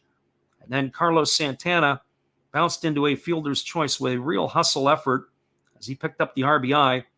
And that drove in Sam Haggerty with the 4-2 lead. Well, in the top of the 9th inning, the Rangers threatened. They led off the inning with a home run by Nathaniel Lowe to cut the lead to 4-3. Then Leody Taveras singled and a walk to Cole Calhoun. And then Diego Castillo finally retired Ezekiel Duran for the first out via strikes. And then they went to the bullpen again, and Eric Swanson came in. He got Josh Smith to pop out to 3rd, and Marcus Semien to ground out to the 2nd baseman, and that ended the ball game. Again, your final score in Seattle, 4-3. Once again, everybody, we really appreciate you guys for being here. Our friend Mick, our friend Ruben Hogan, CV baseball card collector, everybody else who stopped into the stream tonight. Jackal, no doubt, struck out early on. And everybody else who came in, we appreciate you for your support. Once again, everybody, it's been another Last Rounds Baseball production. We'll be back on tomorrow again. We'll make a decision. It's going to be the Dodgers and the Nats, or will it be these same two teams all over again? We'll make a decision tomorrow night or after this game tonight, and we'll let you know. We'll have it all posted up for tomorrow. Have a great night, everybody. We appreciate you again. We'll see you on the flip side.